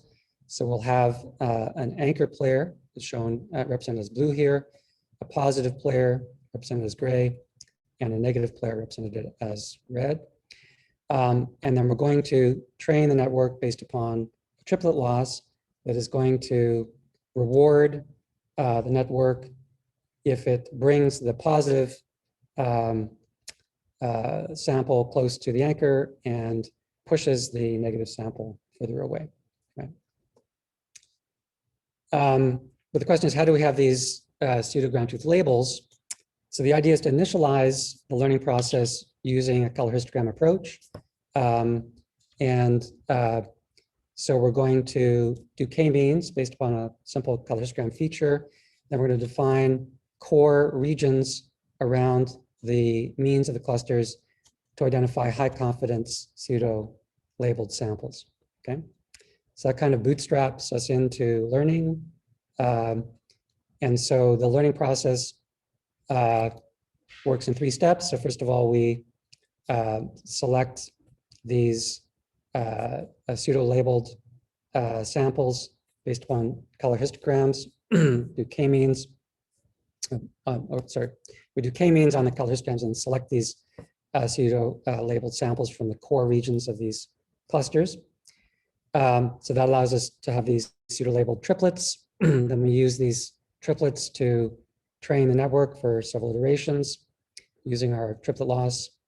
And then that leads to a new embedded feature space, and we can now use that new embedding to define new clusters based on k-means and redefine our core regions and for selection of new pseudo labels. So the idea is to gradually progress from color-only features to something more sophisticated by bootstrapping out of these color clusters.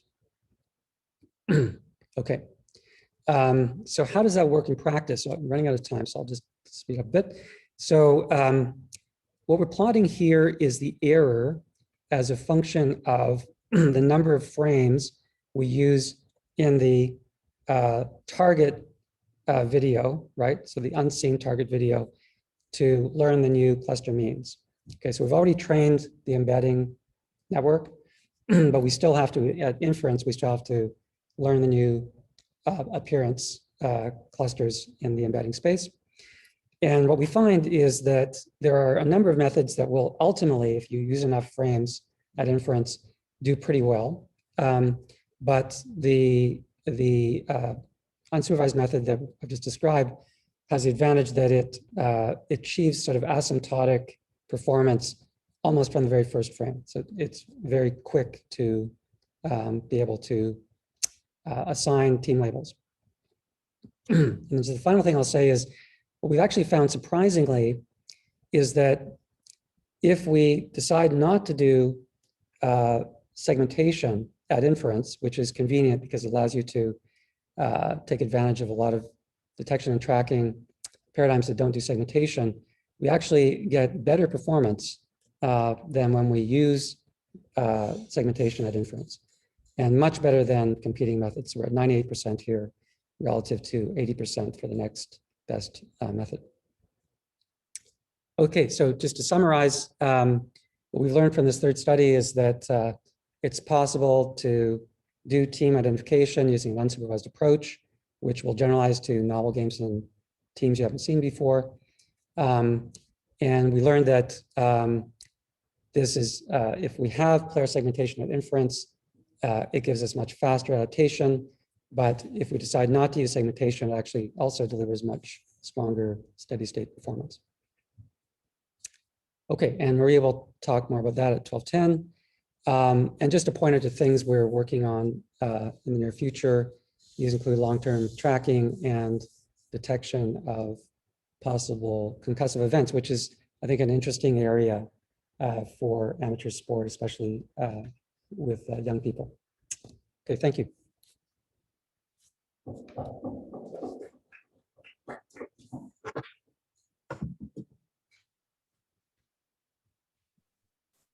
Thank you, Professor Elder, for the very interesting talk.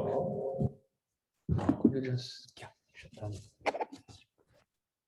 Are there any questions from the audience? Okay, will you come to ask the question?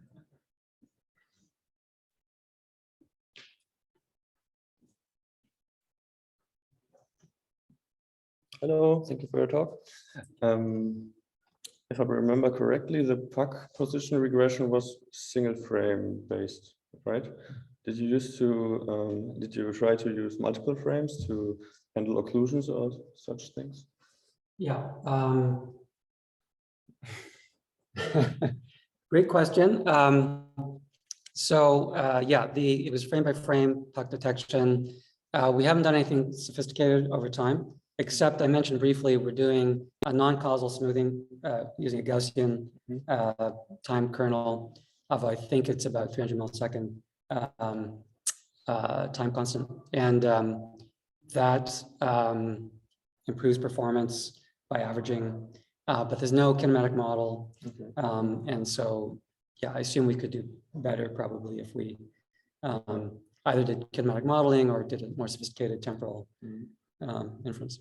And another idea that came to my mind was that you could use uncertainties, because maybe in one situation it's more uncertain whether the PUC is, in other it's very safe, and you could use that over multiple frames. Another thing, I thought in reality, wouldn't it be easier if the referee cooperates with the system? So maybe having 2 whistle sounds or so, or having just a button that says stop game, start game. So. Yeah. Great idea. Yeah, it's annoying that the whistle doesn't give you the sign of the state change, right? I mean, I think what ultimately we want to do is be able to integrate AI without disturbing current practice, right? And if you look at, I'm not an expert on this, but if you look at the adoption of player or game object tracking systems, it's a long haul to convince, you know. I know that from soccer. Okay, there you go. Yeah, yeah. But and so yeah, so I think you're right. It would be great if we had that, but you know, we don't, and we'd like to try to just have a system also for, you know, we want to be able to deploy this easily into a wide range of community rinks that don't have a lot of resources, right? So it's different when you're working with like an official professional body. Yeah. Okay, thank you.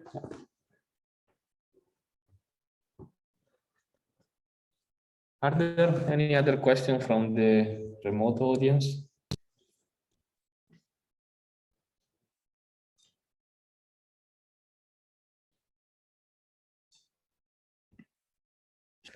Okay, seems now. I have one last question. So in many of your pipelines, you use deep CNNs, like, for example, Mascar CNN. Did you try to switch to different algorithms based on deep learning and experience different performance of your overall system?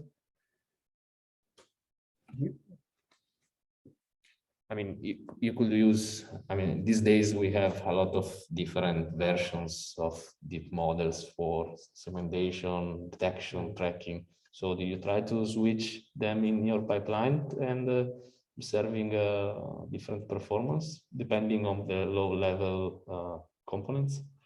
Yeah, it's a great question.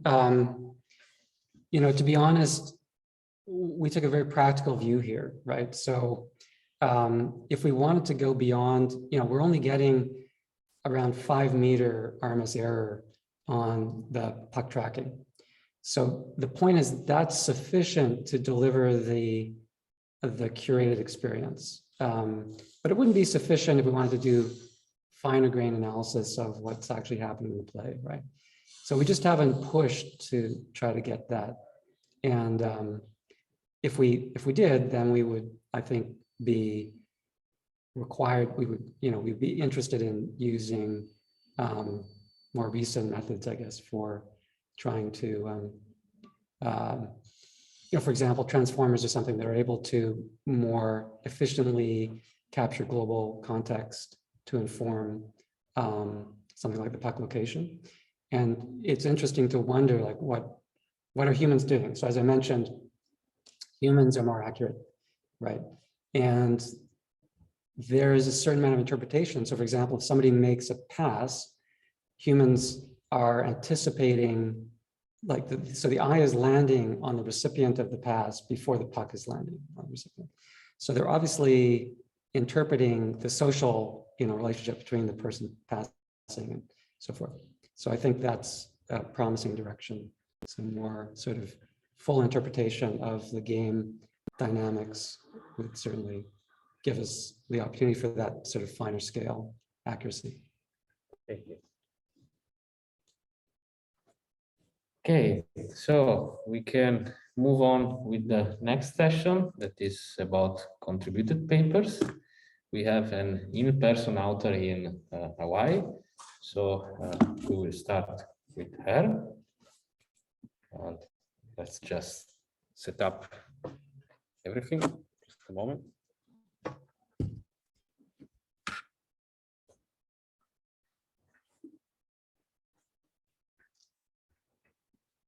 You have to stop screen sharing that I can share it. Sorry.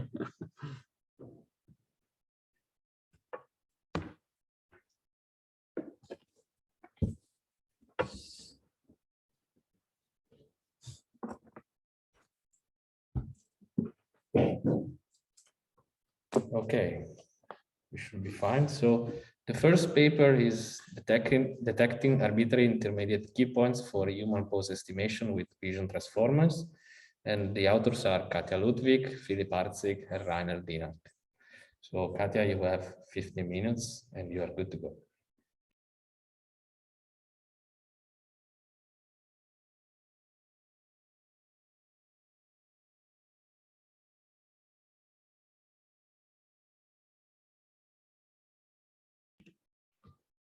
So does it work? Can everybody hear me? Also on the Zoom?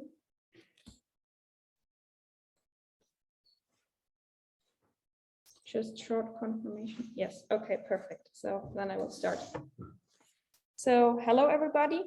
My name is Katja Ludwig. I'm from the University of Augsburg, and I will present you today how to detect arbitrary intermediate key points for human pose estimation with vision transformers. I will start off with a short introduction. Video analysis is a popular technique for performance evaluation and improvement of athletes in many sports disciplines. Human pose estimation can automate key point detection, which is involved in many analyses. Therefore, human pose estimation can improve this process as it is less time-consuming and the availability increases for the athletes. Derived parameters, such as body angles, rely on the key points. If a single key point is wrong, all parameters that rely on that key point are affected. Furthermore, imprecise detections can have an impact on all derived parameters. Intermediate key points can improve the robustness of the system. If we can calculate additional derived parameters that are not dependent on the standard points, we can improve their robustness. Most human pose estimation models have a fixed set of key points, and adding new points requires a retraining of the full model. The work that we introduce is based on token pose. Token pose is a transformer architecture. Transformer networks can handle inputs of various lengths. What we can leverage for the detection of a variable number of key points. At first, features are extracted from the images via a CNN. Then, the feature maps are split into feature patches. The feature patches are embedded afterwards with a linear transformation to visual tokens. Then, learnable key point tokens are appended to the sequence of the visual tokens, and for each key point, we append a token. In the transformer, in each layer, 2D sign positional encoding is added to the visual tokens, but not to the key point tokens. In the end, the output of the key point tokens is converted to heat maps with a multi-layer perceptron with shared weights. And from these heat maps, we obtain the key point coordinates. The naive approach to add additional tokens is that for each intermediate key point, an additional token is appended. The disadvantage of that approach is that all tokens are necessary in the input sequence. If we use only a subset, this results in failure of many key points. The reason for that is that information from the intermediate feature maps is required by the transformer to obtain correlations. In the original paper, this is called the constraint queue. As a solution, we propose random sampling and permutation of the key point tokens during training. We analyze the key point tokens, and another problem is revealed if we have a look at the similarity matrix. The similarity between the corresponding left and right key point tokens is higher than the similarity between neighboring tokens. This is visualized in the figure on the right. What you can see here are key point tokens of the left and right ski tip and tail, and 9 equally spaced key points in between of a ski jumping dataset. Darker color in this matrix symbolizes higher similarity. The lines on the top right and bottom left show the high similarity between left and right tokens. What we would expect would be a higher gradient within one side, so darker color along the diagonal. Therefore, designing tokens to detect arbitrary intermediate key points is impossible with that approach. Therefore, we propose a different technique, key point vectors. A key point vector has as a length the number of fixed key points in the dataset. In our ski jumping dataset, we have 11 key points. If we want to represent a fixed key point from the dataset, we use a unit vector with a 1 in the corresponding entry and zeros elsewhere. If we want to represent a key point that is a mixture of other key points, we use a weighted linear combination of the existing key points. The weights need to sum up to 1. So, for example, if we want a key point on a line between two other key points, we have 2 entries. On the bottom, you have an example for the ski jumpers. The first 11 key point vectors are the standard points, and then we have some example intermediate points. The first one is on the middle of the upper arm. The second one is in the middle of the right ski. The third one is also on the right ski, but more in the location of the tail, and so on. With these key point vectors, we propose a new architecture. The key point vectors are embedded via a linear transformation, like the feature patches, to the key point tokens. Therefore, the key point tokens are now not learned, but the transformation is learned. The resulting tokens are still sampled so that the network learns to cope with the variable number of input tokens. Now I want to present our experiments. In this talk, I will present the results on the ski jump and the Microsoft Coco dataset. We used as a backbone 3 stages of an HRNet and 12 transformer layers with 8 heads. The ski jump dataset contains over 11,000 images from 354 ski jump videos with different quality and is annotated with 11 key points. As an evaluation metric, we use the percentage of correct key points at a threshold of 0.1. We also conclude experiments on the Microsoft Coco dataset. There we have 200,000 images with over 250,000 labeled persons annotated with 17 key points. As an evaluation metric, we use here the standard metric, which is the object key point similarity, and also the percentage of correct key points at threshold 0.1. This is because the object key point similarity is not applicable to intermediate key points. Qualitative results are shown in the images on the bottom. In the silhouette, which is on the bottom side, you can see with a white cross the selected point. So that point should be detected in the image. And the red circle in the upper image of the ski jumping video frame shows the detection of our model. Now I want to present the results. First, for the ski jump dataset, which was our main dataset. The standard model with the standard key points achieves a PCK of 81.9%. Adding 36 intermediate key points let the PCK drop slightly to 81.1%. This is expected as the focus is shifted away from the standard points to the added points. But as you can see, the PCK on the added and the standard points, what is called full PCK, rises a bit. Random sampling fixes the PCK with only the standard input tokens drops to 14.4%. That was the problem that I was talking about before. Random sampling fixes this problem, but it achieves a slightly lower PCK for the standard input. And as I already told, it is not usable for detecting arbitrary key points, what we wanted to achieve. The key point vector model has a PCK that is nearly identical to the baseline. And with it, we can detect arbitrary intermediate points. We can also evaluate the model with a single key point in the input sequence and achieve a PCK of 80.9%. This would not be used in practice, but it shows the independence of other key points. Here you can see the results on the Coco dataset. I will just give a short a summary of the differences to the results in the ski jump dataset. As you can see, the performance drop is here less for the standard input with the added key points. The key point model here is a little worse than the baseline, but it is possible to take arbitrary points with it. Furthermore, the key point vector model is better than the approach with added key points and sampling.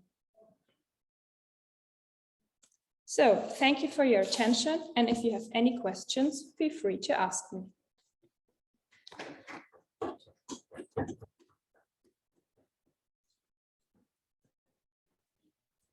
Any questions?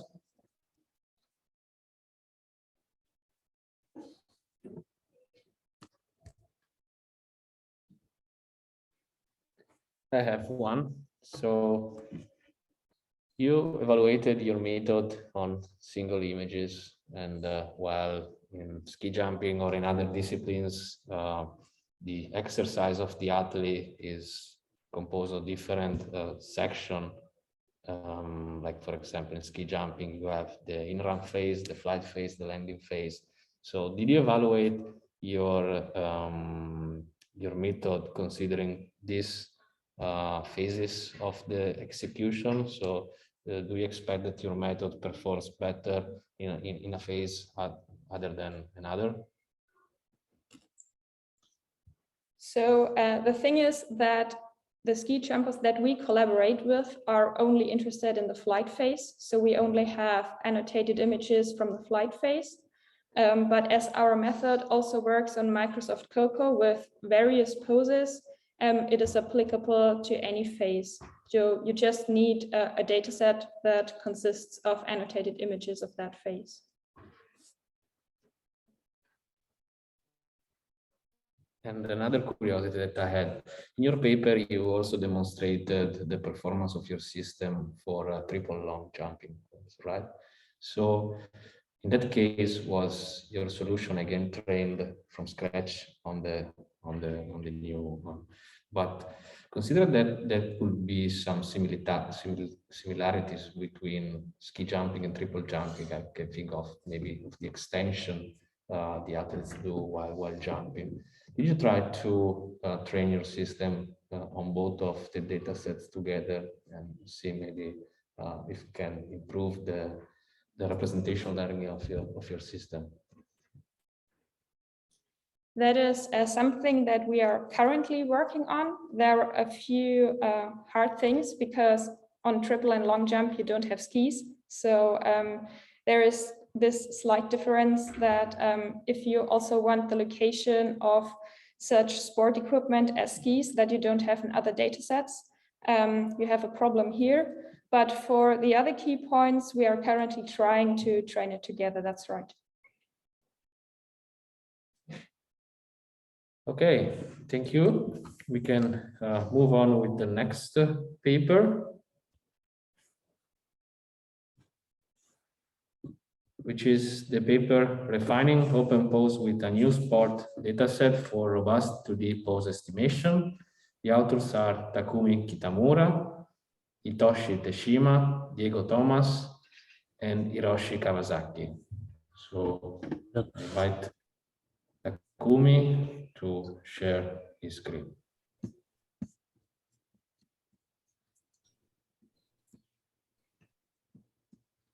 We can see your screen while we don't see the slides. Okay.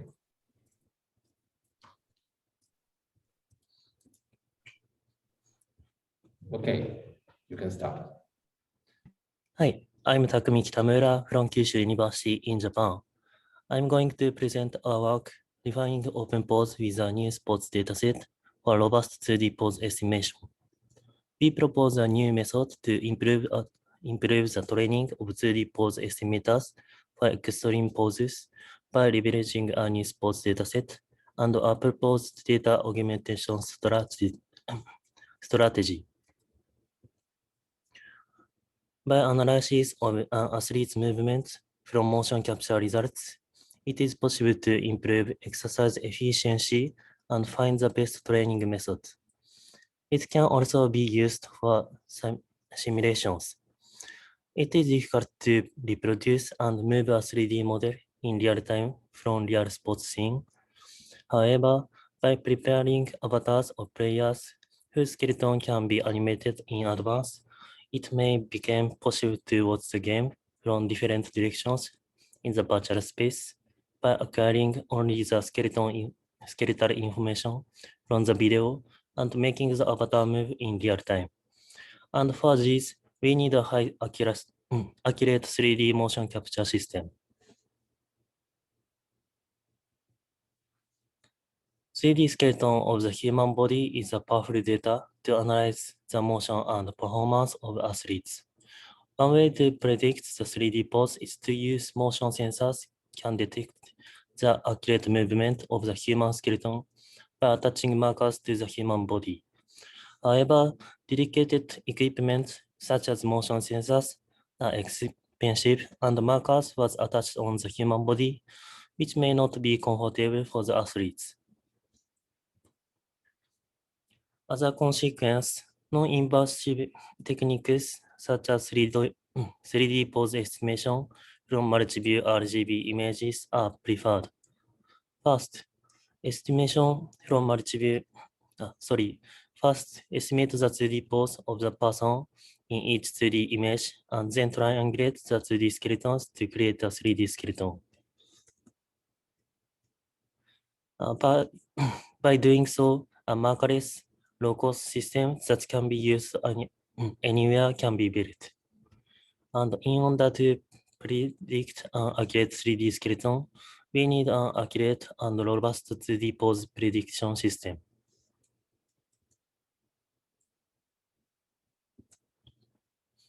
OpenPose is the most popular method to obtain a 2D skeleton from a single color image and show high accuracy. The upper line gives an accurate estimate. The bottom line also outputs a skeleton, which seems to work, but it doesn't. The skeleton in the rightmost column is the correct skeleton, but if you look at the output, you will see that the top and bottom sides are reversed. OpenPose fails in pose estimations when input is unseen pose in normal life, such as having the head down. And this makes pose estimation in sports scene difficult. OpenPose is trained on the COCO dataset, but extreme poses in the COCO sports dataset are rare. This is the reason why OpenPose cannot predict backflip. A simple idea to solve the estimation failure in extreme pose is to rotate the input image beforehand and bring the head to the top of the image. Here, all the 8 images rotated by 45 degrees were input to OpenPose, which output the confidence levels based on the heat map, and the image with the highest confidence level among the 8 images was used as the final output. The sports test dataset in the bottom right table is a dataset containing many of the extreme poses described next. We did not see a significant improvement in results. This indicates that the reason for not being able to estimate the extreme poses is not simply a matter of image orientation. For example, if the image rotated and the head is brought to the top, it remains unusual for the image to be flying through the air with the hands up at the top and the feet open.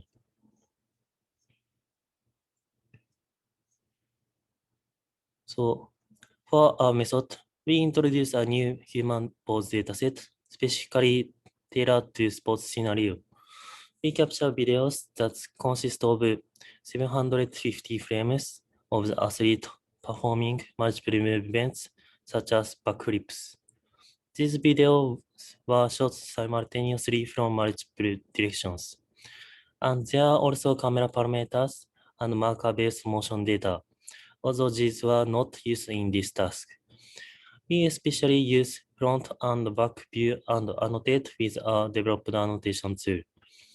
Annotating from scratch with the annotation tool was hard work, so by running OpenPose once and getting the approximate position from the annotation file, the effort was halved. We used the pre-trained weight of open pause at initialization and refined the weight in the network using the sports dataset. Retraining has greatly improved the accuracy of the extreme pause estimation. The original score on the sports dataset is 0.194, but retraining has increased it significantly to 0.461. However, the score on the COCO validation dataset has dropped significantly from 0.457 to 0.245. The reason is that open pause has now overleaped the upside down pause. To prevent the network to overfit the sports dataset, we combine both COCO and the sports datasets. But while the COCO dataset contains about 65,000 images, the sports dataset contains only 1,500 images. If we use the ratio, then we will not be able to run extreme poses. To balance the two datasets, we apply data augmentation to sports datasets. By doing so, we achieve accurate and robust pose estimation in various situations. This table shows the results for the two test datasets. The combination of retrain and augmentation gives the best value in the sports dataset, but significantly reduces the value in the COCO dataset. We found that the best balance of both datasets is achieved when we do mix in addition to augmentation and refine. This result is represented in green in the table, and although it is not the best in either of the two datasets, it maintains a high score in both. And this value is also significantly higher than that of pre-rotating. This shows qualitative comparison between results obtained with the original open pause method and a proposed method with mix and augmentation on sports test datasets. Please note that each joint has a corresponding color. For example, if the right hand is blue, the right foot is yellow, then the estimation is correct. The color of the hands and feet are reversed when using original open pause when handstand. With standard pause, a method has equal performance as the original one, but with extreme pause, a proposed method can predict poses that originally couldn't. A method also works well for in the wild videos taken from YouTube. These results show that a proposed method is robust and can be used efficiently on real scenarios, which is promising for various applications in sports. We did not test a method with winter sports because our dataset is about summer sports. But a proposed method can also be used with a winter sports dataset, which will be promising for figure skating or freestyle skiing.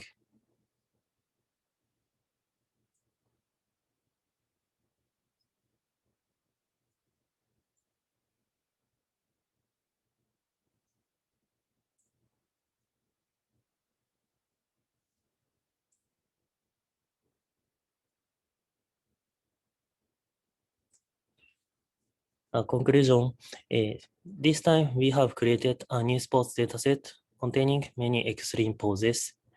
We then use this sports dataset to retrain open pause to successfully estimate the extreme poses.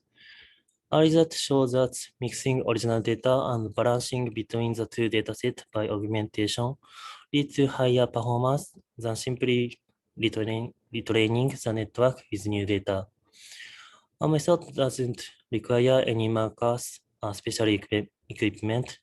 It is promising to make motion data collection and analysis of athletes' activities more accessible. Thank you for listening.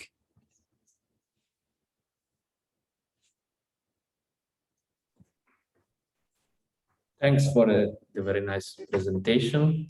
Are there any questions for this paper?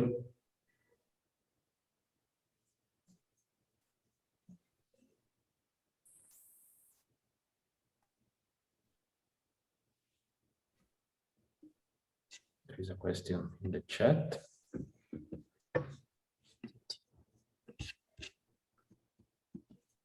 So Marco Rudolph is asking, will the dataset will be publicly available? I'm sorry, now, we don't open this dataset, but maybe we will, open this dataset, future work.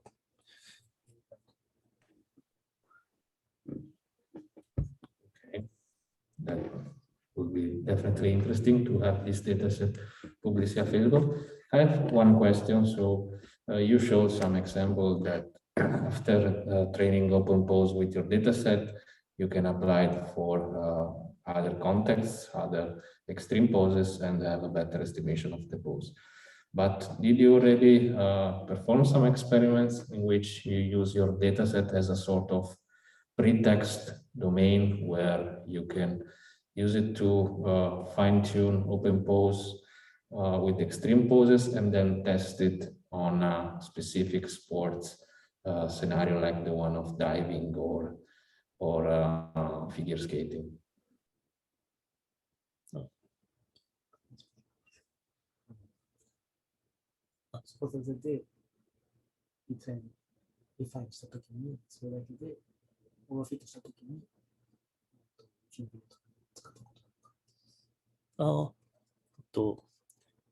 Sorry, this result come from YouTube videos, and now I did not test on winter sports dataset, but maybe with train with winter sports dataset, maybe our method can predict winter sports scene. Okay, thanks again. We can move on with the next paper. So I invite Dejan Stepec to share his screen. The paper is titled Video-Based Ski Jump Style Scoring from Pose Trajectory. And the authors are Dejan Stepec and Daniel Skocaj. We can see the slide and you're good. Okay. So you can hear me, right? Yeah, we can hear you. Great. Okay. Hi, everyone.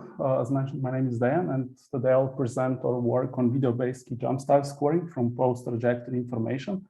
So similarly, as was mentioned before, that hockey is kind of a religion in Canada, I could say quite similar for ski jumping in Slovenia. So majority of this work was done already back in 2017 as part of my master thesis, which was supervised by Professor Daniel Skocaj at University of Ljubljana. But we never really found a good venue to present this work. So we are glad that we have now the possibility to present our work at this workshop. So in recent years, technology has been entering the world of sport at a great pace with various technological aids, including the ones to improve the fairness of the competitions. So in this paper, we focus on the applications of such technology to the domain of ski jumping. So in this sport, the competitors are ranked according to the score, which consists of ski jump length, ski jump style scorings, and the compensation for the in-run length and the wind conditions.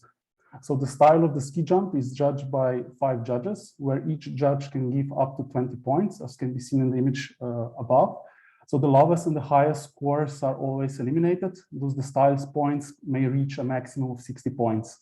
And the jump itself is evaluated from the end of the takeoff to the passing of the fall line.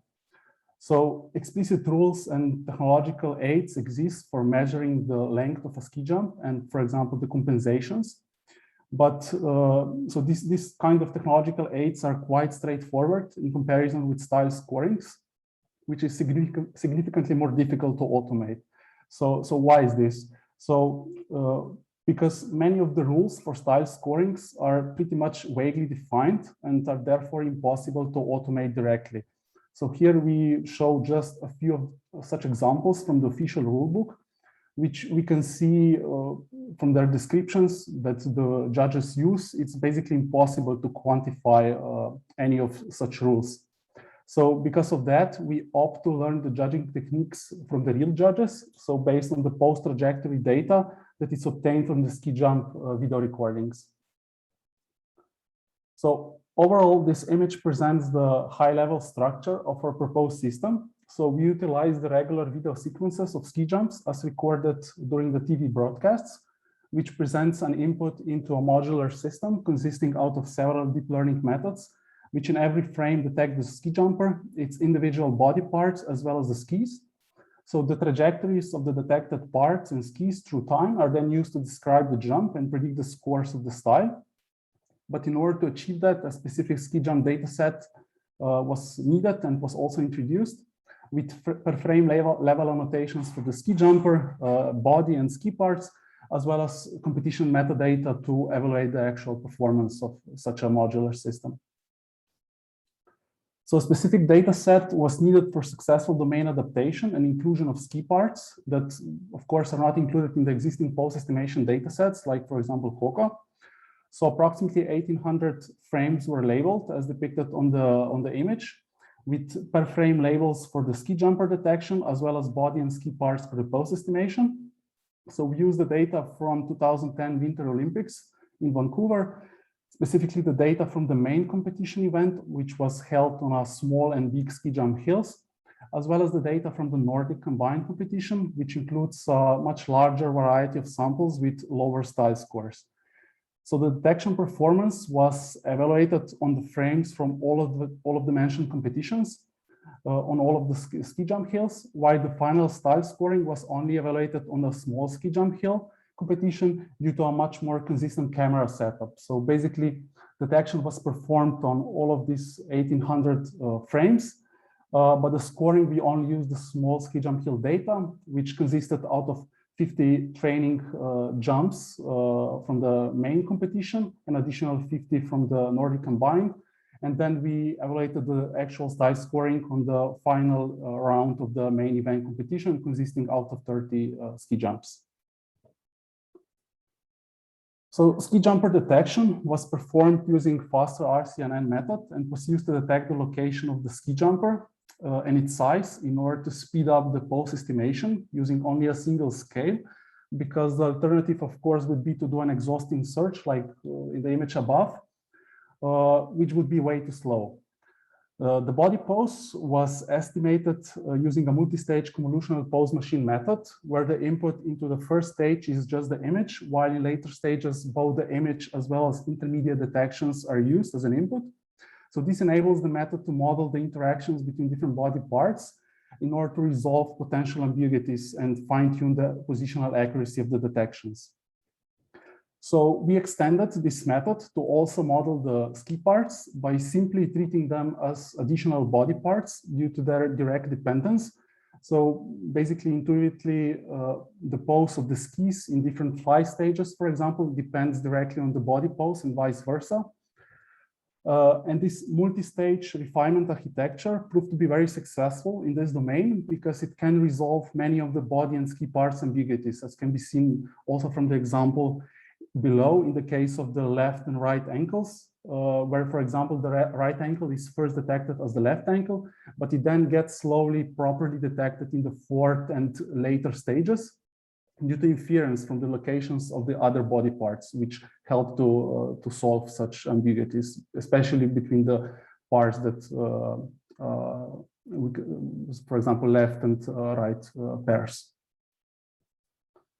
So the style scoring was performed out of post-trajectory information, which was encoded in 3D tensors, consisting out of image coordinates, X and Y, of the detected body and ski parts, which were normalized to the detected body mass center, and the confidence information for those detections, which was provided by the post-estimation method. So such raw input information, for example, for left ankle and for 3 different ski jumps, is presented in the image. This kind of information then presents an input into the 2D CNN architecture, a simple one presented on the right-hand side, which was used to directly regress the scores of the 5 judges with L2 as a loss function. So this method successfully learned to model noisy detections as encoded in the inputs with this additional confidence information, as can be also seen in the case of the left ankle and 2 of the jumps, where you can see that there is lots of noisy detections, but those noisy detections are successfully modeled by this additional confidence information. So here we can see our prototype system in action with visible ski jumper detection, successful body and ski parts estimation, as well as estimated style scores in comparison with ground truth scores. So I hope that you can see the video. So to switch to the results, so we evaluate the style scoring method by directly predicting the scores of the 5 judges, and then we measure the mean absolute error against the ground truths, as well as baseline average predictor that always predicts the average of the scores that were given in the first round by a particular judge. So this comparison was made against this baseline average predictor because there is really no other system to compare it against. So we can see that from the results that our method performs roughly twice as good, while being similarly only based on the data, in our case, the trajectories from the first round of the competition. So additionally, we also create a virtual judge out of those predicted scores by first removing the lowest and the highest predictions out of the predictions that were made for the 5 judges. And then we use the closest half-rounded average as the grade for the virtual judge. And then we measure the consistency between the judges, where we can see from the results from this last column that we basically surpass in terms of this consistency score 2 out of 5 judges. So this consistency is measured by taking the ground truths judge scores for a particular jump, and then we remove the highest and lowest scores and then compute the average. And then for each of the judges, we calculate the absolute distance to that reference score, which can be thought of as a consistency score with other judges. We also notice a significant improvement with the introduction of this additional data from the Nordic combined competition. This is basically this lower 0.21.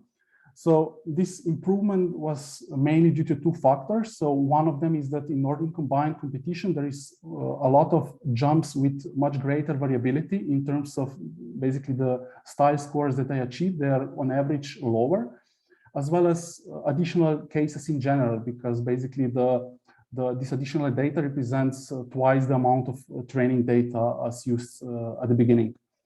So on the left side, we also present the predictions for the real-world judges in a confusion matrix, where we can notice that in the majority of the cases, the error is at most half a point. And with really just a handful of examples where we made an error of 1 complete point. So a production setup would probably require a professional dedicated camera setup, which would significantly constrain the environment and most surely improve the transferability of the solution.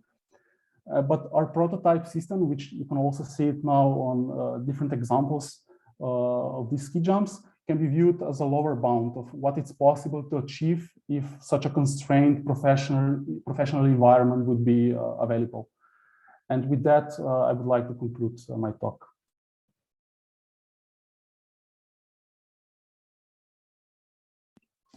Thank you, Dejan, for the very interesting presentation. Are there any questions?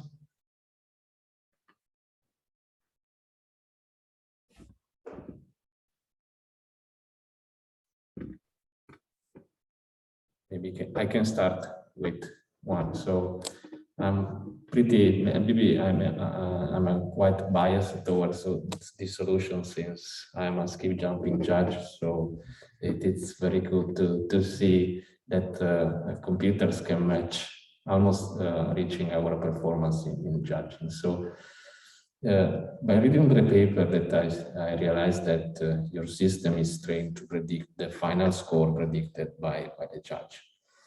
While in practice, judges predict 3 different scores that are then summed together to obtain the final value that we see in these videos. Do you expect that if using a similar approach also for your system, so predicting directly the deduction values would reduce the error of the system. Yes, most certainly. So I am aware that yeah, the judges use these deduction points across the different stages of the flight. But as mentioned, as we use the TV broadcasts, the only kind of data that we had available was this final scorings. Unfortunately, also in the official FEES historical data, there is only these final scores. But I'm quite certain that the performance would definitely improve, just naively, because for each of the jumps, you would have much more data available basically as a ground truth. So you would have at least 3 times or 4 times the amount of data available.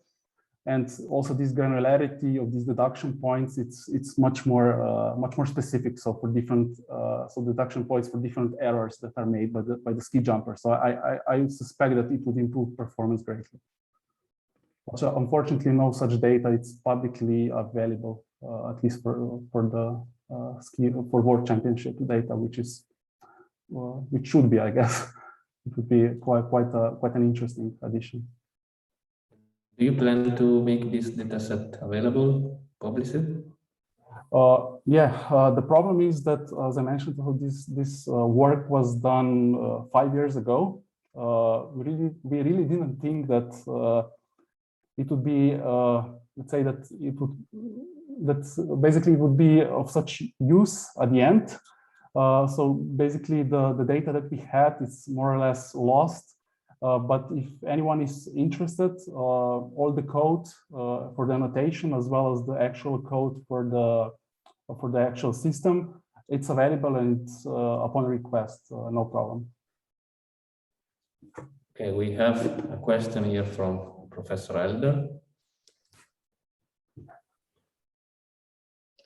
Hi, yeah, I think it's a very cool application. I was just thinking when you gave your talk about Pascal's comments on how it's still useful to use geometry even in the age of deep learning. And it occurred to me that I'm not a ski jumper, but it occurred to me in these long jumps, at least, that probably a big criterion is symmetry, left-right symmetry of the skier during the entire course of the jump, right? And suppose that the skier, the jumper is conforming to that, then you have a very strong bilateral symmetry cue for single view 3D. So you could use that cue to convert 2D pose to 3D pose based upon that normative assumption. And then using reprojection error or something could be a useful cue to score. So I'm just sort of bringing this up in the context of the whole workshop that, you know, rather than just taking kind of a machine learning approach to perhaps use some constraints from the sport to try to bring more geometry to bear. Because obviously 3D pose is really critical here. So do you have any thoughts on that? Yes, maybe I can show these additional results, which are basically the PCK, the percentage of correct key points, as Katja was also mentioning before. So yeah, the 3D pose is definitely the way to go. This can be also seen from these results, where we can see that these lower results are basically from the right half of the body, which was not captured well enough in the camera. So of course, it would have a much proper camera setup, and you will be able to estimate the 3D pose. Basically, what I want to say is that all the style scorings that were predicted were predominantly predicted from the left part of the body, which was visible to the camera, and by almost completely omitting the right hand side, because the confidence of these detections were way low, so they were also discarded then in the style scoring. So yeah, if with 3D pose estimation, yeah, for sure you would improve the results. But it's hard to get this, you know, in order to do that, you would need to have, I would say, the professional camera setup because of this normalization. So because in our case, we just normalize it to the detected body mass center. But in order to be really, let's say, to have this ability to generalize across different competition sites, I think that this normalization it's even more important in such case, and it's not present in our work to the extent that it would be useful in the real world.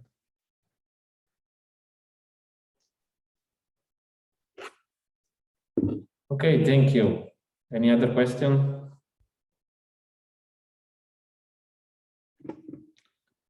So we can move on to the last paper presentation of this first session of papers.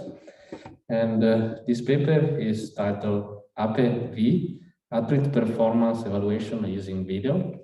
And the authors are Chaitanya Roy-Gaga, Dhruva Patil, Michael Boyle, William Pickard, Raul Reiser, Aparna Bharati, and Nathaniel Blanchard. We can see the slides and you can start. Can everyone hear me? We can hear you. Thank you. I'm Chaitanya Roy-Gaga, and today I'll be presenting our paper APE, which is Athlete Performance Evaluation Using Video. So athletes of any caliber, from professionals to first-time amateurs, try to limit injury while maximizing their training and exercise. At the professional level, this balance is facilitated by trainers and coaches who perform expert-level assessments of athletes and customize their training plans. Accessibility of the same equipment or trainers is a concern for amateur athletes. And a computer vision system that performs personalized assessments using only RGB cameras, which are available in most modern devices, would scale to athletes of all means. As an initial step towards such a system, it is necessary to assess if the athlete performed the movement correctly. Videos of movements are commonly used by clinicians to assess injury risk and to conduct these performance evaluations.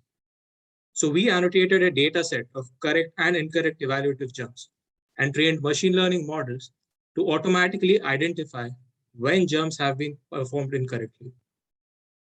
This is a crucial step, as incorrectly performed jump motions are unsuitable for performance evaluation.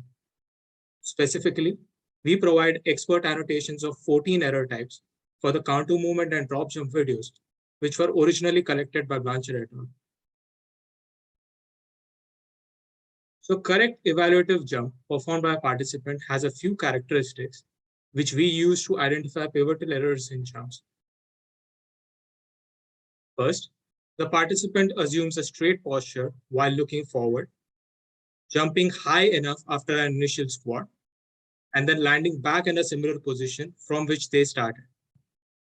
During these jump motions, the participant might not start with the correct position, or they might perform an irregular landing. 3 landing errors are given priority while training these models. The first is identified when either foot lands a slight distance away from their respective starting positions. An excessive knee flexion while landing corresponds to a deep squat, as shown in the image. An error is also identified when the participant takes additional steps to regain the balance lost after landing.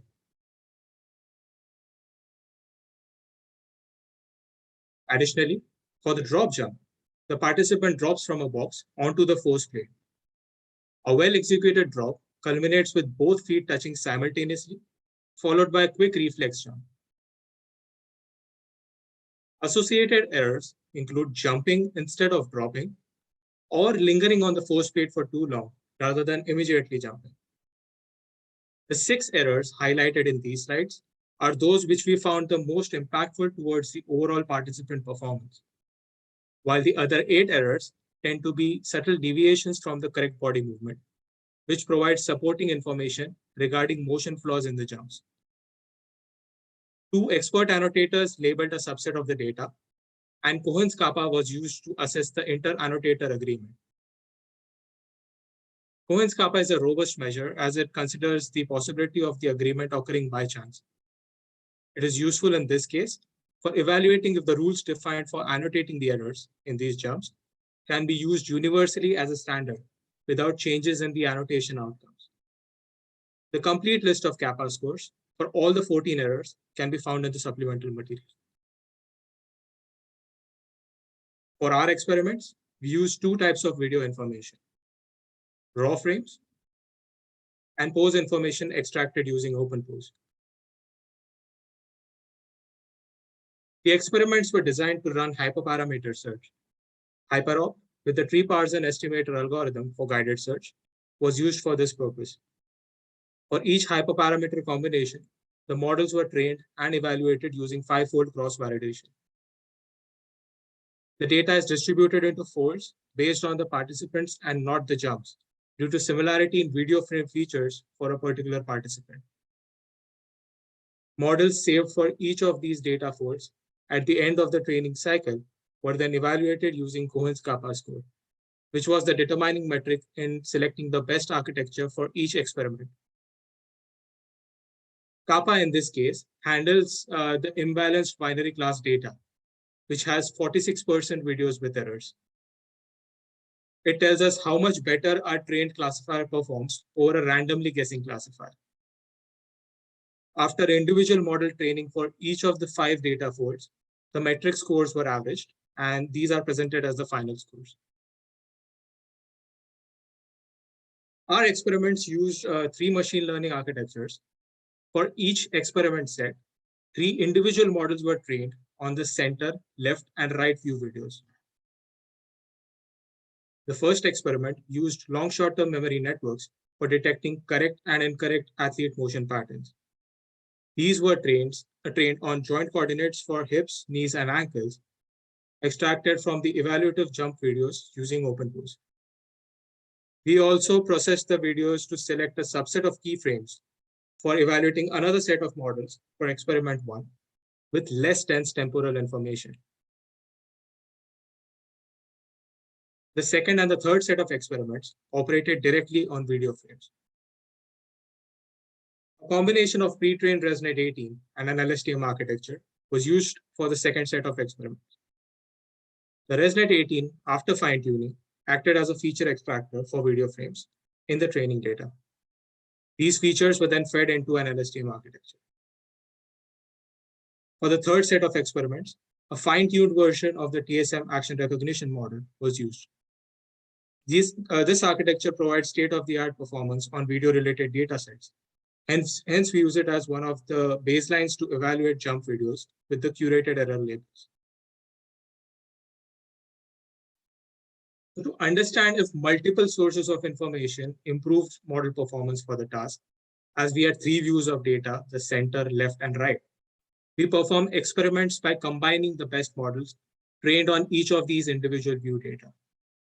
Specifically, the classifier of the best models trained on each of these views was replaced with a separate classifier at the end of the combined architecture. This new layer was trained for a few epochs, and the combined architecture was then evaluated. The results here show that among the single view models trained on all available frames, the center view provided the best model performance, as it contained more details compared with the left and the right view, which may have occluded key points. Also, dropping some temporal information when using selected keyframes hurt model performance, as you can see in the second half of the table. For the view fusion model, we combined the individual models trained on different views. So the performance was better than the single view models for both the full set of confident frames and the selected subset of keyframes, as shown here. We evaluated 2 baseline models, a combination architecture of ResNet 18 and LSTM layers, and the TSM action recognition architecture trained directly on pixel information. When comparing these fusion models with that trained on the pose data, we see an overall dip in performance. This could be due to extra attributes in terms of image noise being presented to the model, or due to the limited ability of the pre-trained ResNet to extract the relevant features in spite of fine-tuning on the available dataset. Also, the lower TSM model performances could be attributed to the absence of important temporal information, as experiments are conducted with a maximum set of 64 randomly selected frames from the available data. The table here shows the error-wise accuracies for the best models from each experiment category. These scores provide an insight into how well the models perform while detecting individual errors. When comparing the open pose experiments on confident frames and confident keyframes, we see similar performance for errors related to a stationary position. The other errors, anyway, show a drop in performance when the number of frames is reduced. All such errors are motion-related, highlighting the need for additional transitioning frame data for motion-related errors.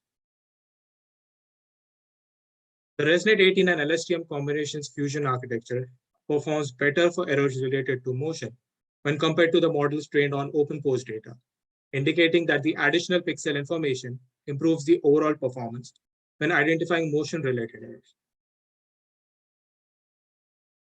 So in this work, we presented expert-level error annotations for a jump video dataset to facilitate fitness assessment from just RGB video. Further, we provided baselines showcasing that while these annotations include relatively fine-grained phenomena, it is feasible to identify them with computer vision techniques. We present automated approaches to detect and screen out improper techniques present in jumps performed for athlete evaluation, so that time and expertise can be allocated for assessing only the correctly performed jumps, and feedback can be provided for improving jump motion of those which are discarded. Thank you. Thank you for your presentation. Are there any questions from the audience? Yeah, I have a question. Are you guys going to release the data set or no? Yeah, so the link provided here has the code and the annotations that we have. There is a dataset link which we have used from Notre Dame, and it is available upon request. Because last time I checked that that Notre Dame data set wasn't released. Yeah, I wasn't sure if. So it is released. So before we sent our paper for publication here, the dataset was released. So we have provided a link to that dataset on this GitHub, and it is available upon request. So the videos are available there, and the annotations are available on the GitHub. I see. And is this link available in your paper as well? Yeah, it's there in the abstract. I see. And any particular reason why ResNet plus LSTM was working better than TSM? I know you said that it is able to use the temporal information, but I'm guessing TSM also is able to use the temporal information. Yeah, and for so action recognition, it was actually working better than LSTM, if I'm not wrong. yeah, so that was our initial idea to include TSM into the baseline models. So because we also thought the same, that it would like give a better performance compared to the naive approach of using just ResNet and LSTM. But when we actually trained, so we did 4 kinds of experiments on the TSM in which we gave it different number of frames, like 8, 16, 32, and 64. We didn't go above that because it was doing pretty good in those number of frames as input. But with the results that we have now, we now feel that we should have given it more temporal information, because as we saw in the this result, the third result of ResNet 18 and LSTM, that more number of frames actually did better in detecting the motion-related errors. So if in some cases we would have given more frames to the TSM model, we could have gotten better results. So there is that future work which could be done. But for now, I feel that overall using pose data is a good approach going forward with this type of data set. Yeah. But if it comes to just motion-related errors, as mentioned here, we could go for any of the ResNet 18 combination or the TSM combination, which could give some better result. I see. Yeah. And just to make sure, like on slide 15th, you said ResNet plus LSTM was working better, but I guess in slide 11th, OpenPose was working better than Resonate 18?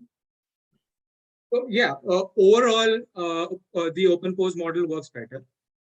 But these are error-wise accuracies. So these are performances on each of the 6 errors that we have used for training the models. So if we just segregate these 6 errors, the Resonate 18 and LSTM combination does better on 3 of these errors specifically, which were in turn the motion-related errors. So that is what we wanted to highlight. Right. And for OpenPose, how are you guys aggregating the OpenPose information per frame, like using LSTM or something else? We are using LSTM models for using the OpenPose data. So we are taking 6 joint coordinates of both the hips, both the knees, and both the ankles.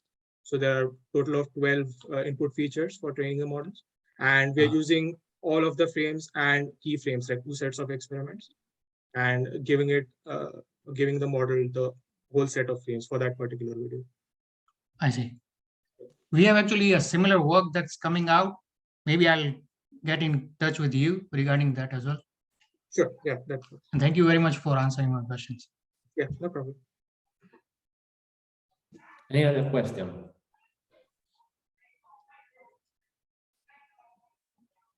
So maybe I ask the last one. So do you plan to also test transformers on your data set? And if it is the case, which kind of performance do you expect? We were actually, yeah, that is a very good observation. Yeah, we were actually going to even include the results of transformers, but we're unable to do it in time.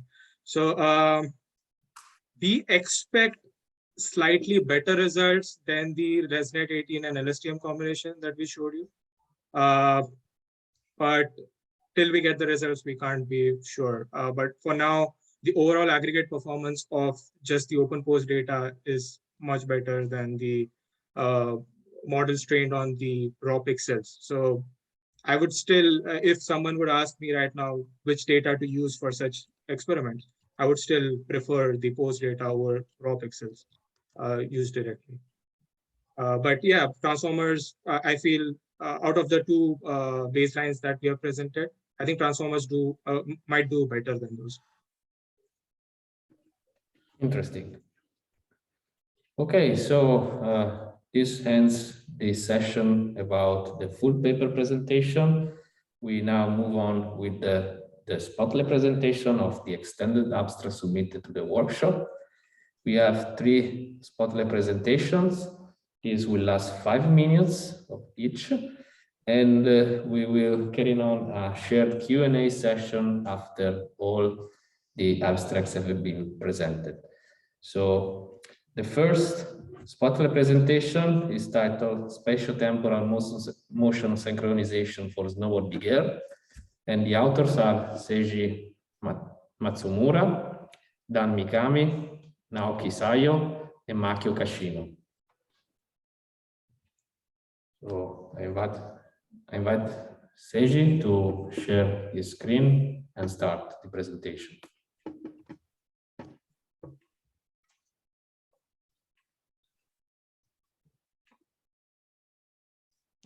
Seiji, I see that you are here. Can you hear us?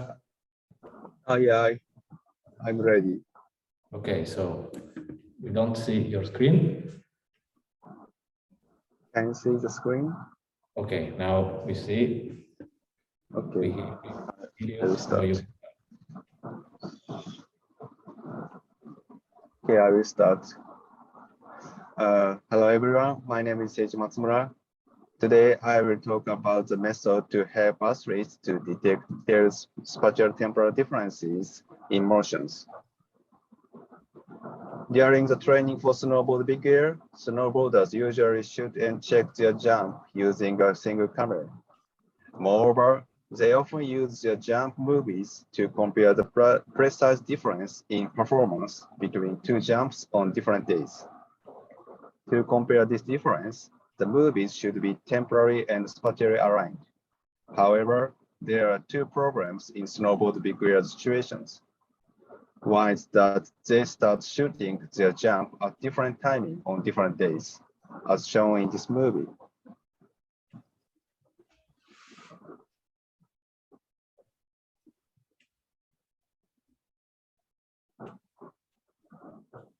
Another is that because the big air is held snowy outdoors, it is difficult to keep the camera in the same location on different days.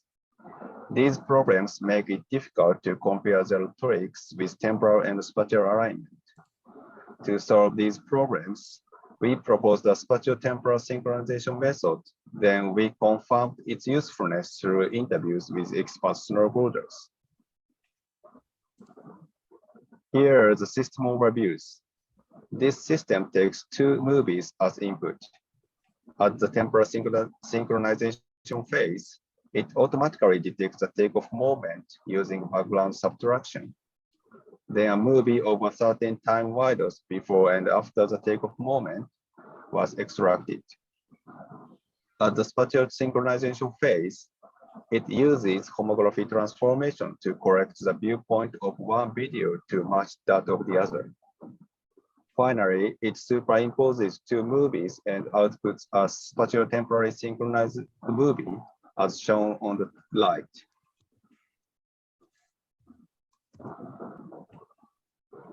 This is one of our proposed movie.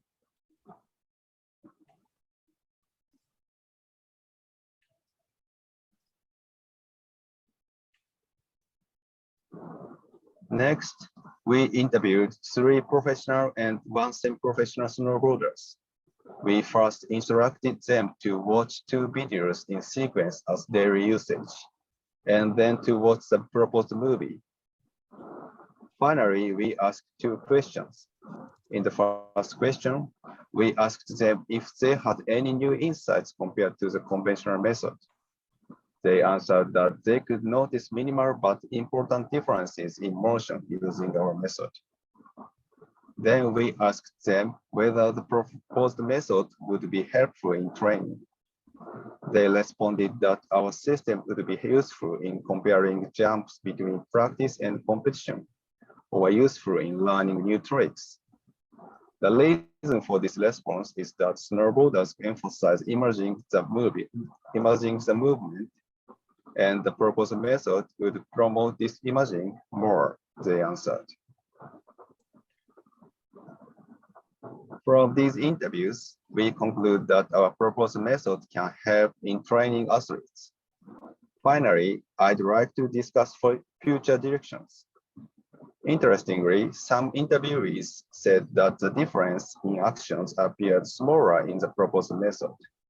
There may be at least 2 possible explanations. First, the motion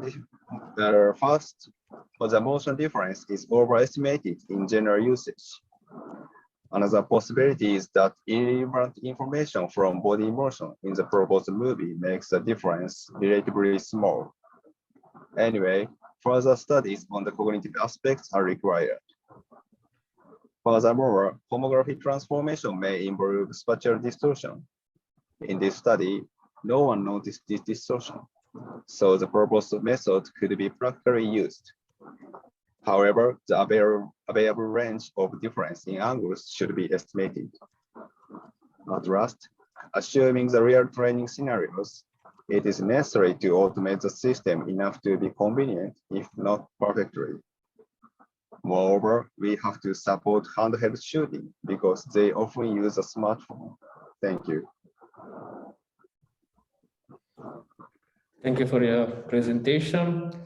Next in line, we have the presentation titled Improved 2D key point detection in out of balance and fall situations, combining input rotation and a kinematic model.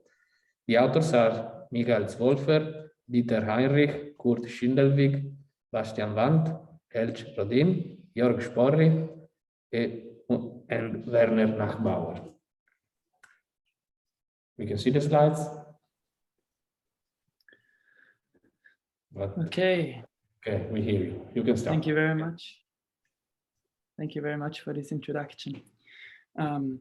In this spotlight presentation, I want to present you our post-processing routine that can be applied to any given 2D key point detection algorithm and improves the key point detection in injury and fall situations. So, as you may know, alpine ski racing is an extreme sport and it's exposing its athletes to a very high risk of injury. If you consider specific injuries like ACL injuries, we still don't know very much about the actual injury mechanism. This is mainly due to the fact that those injury situations can't be investigated in an experimental setup, and we usually only have single view video recordings of them. Therefore, we also have just qualitative descriptions, and we aim to get a full quantitative kinematic description of such an injury event. In the first step, we were running state-of-the-art key point detection algorithms on injury recordings, as you can see them here. And we found out that state-of-the-art methods perform very well in regular skiing and out of balance situations. So here are the detection results of DCPOS, standard key point detection algorithm. However, when it comes to fall situations, most approaches fail, and the percentage of correct key points that we already had before and is given here drops to almost 50%. So the aim of this post-processing routine is to improve the key point detection in those fall situations. To do all this evaluation, we set up an injury-specific data set. We therefore evaluated 7 injury recordings that cover in total about 550 injury frames. And the data set is made publicly available. You can see the link below. We annotated every single frame with a skier model with 24 key points, 16 body key points, and ski and pole key points, following Bachmann et al. In their skiing specific data set. So how does our method work? If you run a key point detection algorithm on a video, on a skiing video, you get detection results. And if you graph it like this, you find the key points for every given frame. And what you can see here is that in the beginning, for the first 20 frames, key point detection works pretty good. This is the phase where the skier is in regular skiing. Then later, for the fall situations, the models fail. The deviation between the prediction and ground truth model gets quite big. So what we are doing is we are rotating, as we already heard it in the talk before, we're rotating the input images, the input videos, and we get additional key point candidates. We get additional detection results. And we do this in steps of 10 degrees over 360 degrees. And this gives us a key point distribution, as you can see it here in gray, that provides much more information than just the single unrotated prediction. And now what we were doing next is we were trying to find a model that fits, of course, the ground truth, the real data best. And we do so by computing a kinematic model. And this kinematic model calculates the acceleration and the velocity of the given key point in a specific frame, and uses this information, this kinematic information, to estimate the key point's position in the next frame. This key point estimate, together with k-mean of all the key point candidates, is then fed into a digital filter, into an alpha, beta, gamma filter, that in the end gives a corrected key point, and this corrected key point then gives us the improved pose. So what are our results? As in regular skiing and out of balance situations, the detections of the standard algorithms were already pretty good. We didn't get that much of an improvement, as you can see here. But however, in fall situations, we managed to get a quite big improvement. So for the DCPOS algorithm, we got an improvement of up to 21% in fall situations. giving us a total percentage of correct key points of 72%. This is still a little bit low for, let's say, for a kinematic analysis or even for 3D reconstruction that could follow. But however, if you combine this approach with maybe some domain adaptation, as we heard it before, it's promising that we can improve this result further. Thank you very much for your attention. You can find the download link, and I'm happy to answer your questions. Thank you very much. And we come to the last presentation of this session, which is about contrastive learning for sports video and supervised player classification. The authors are Maria Koshkina, Hemant Pidaparti, and James Elder. You can see the slides. Hello. I'll be presenting our work on contrastive learning for sports video unsupervised player classification. And Professor Elder already talked about this work in his keynote, so I'll kind of skim through the introduction a little bit and try to concentrate more on our experiments and results. But just to recap, the task that we're addressing here is labeling each person on a playing surface in a team sport, hockey in particular, and we are trying to label every person either a referee, a player of team A, and a player of team B. And we're trying to do it in unsupervised fashion and kind of concentrating on having a system that will adapt really well to new unseen games and unseen uniform types. Our data set that we've been working on is a hockey data set was captured. There's 15 games that will be captured such that the whole rink is visible. And we run each individual frames through Masker CNN to do the player detection and segmentation. And so our task is then just kind of assigning labels to each of those segmented out players. The method that we're using is 3 steps. So first of all, we want to eliminate referees. We know how they look. The uniforms are consistent throughout all the games. We don't really need to use unsupervised learning to identify them. And so I've trained a simple CNN classifier to identify referees. And then we use an embedding network that extracts feature vectors for all the players.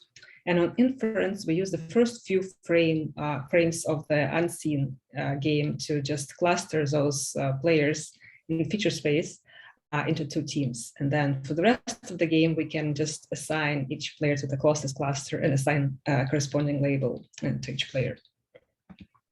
And we use contrastive learning and train our embedding network in unsupervised ways, such that our features in our feature space, the distance between the players with the same label will be, or they will be close together in feature space, and players with a different label will be far apart. And since we're doing it unsupervised, we don't really have true labels for all our players. So in order to form the initial triplets that we want to start training on, we use kind of pseudo labels that we derive using color histogram and clustering in color histogram space. And we use just the most confident samples from each cluster and draw anchoring a positive pair from one cluster and a negative from another cluster.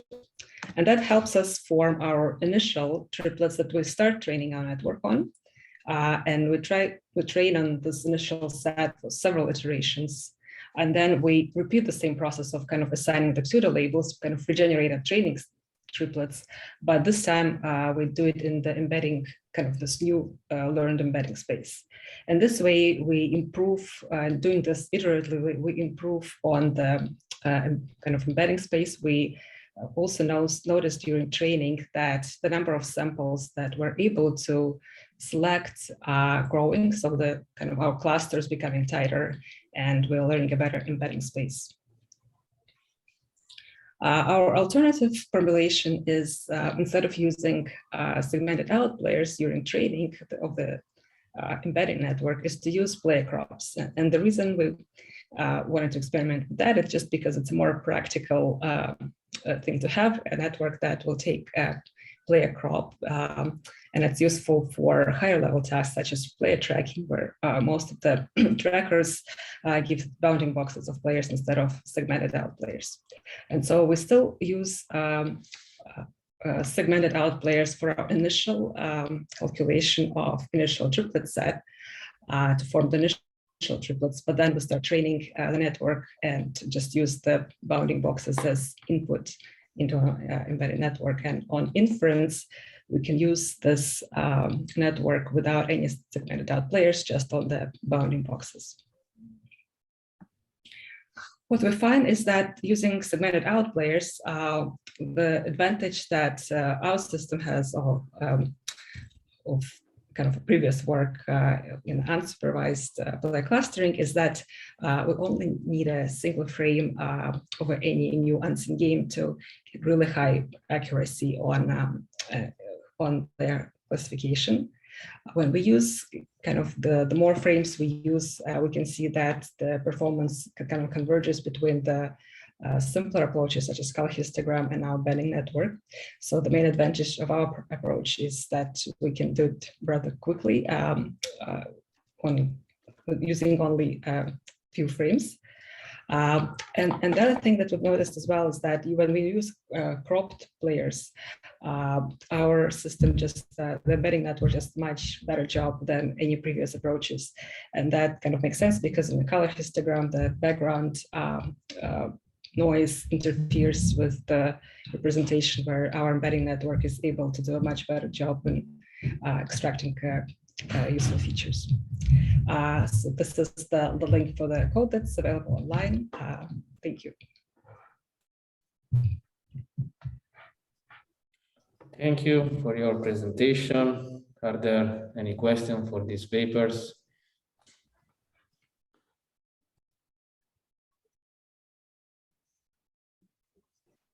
Maybe I can break the ice. So I have one question for the first presentation, the one about snowboard big air. So is it okay? Yeah, it shows it here. So I was wondering if your system can be easily adapted to other snowboard competitions and disciplines, like, for example, half pipe. Excuse me one more, please. So I was wondering if your solution can be easily adapted to other snowboard disciplines, like, for example, half pipe instead of big air. So do you think that your solution could work in such a domain?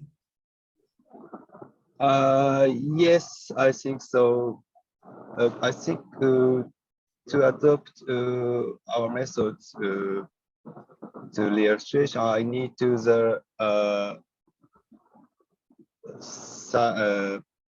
some specific objects, like in this case we use the kicker to use the key point to adopt the homographic transformation. So if in the half pipe there is some key points, I think I can adopt our method. Okay, thank you. Any other feedback to the authors?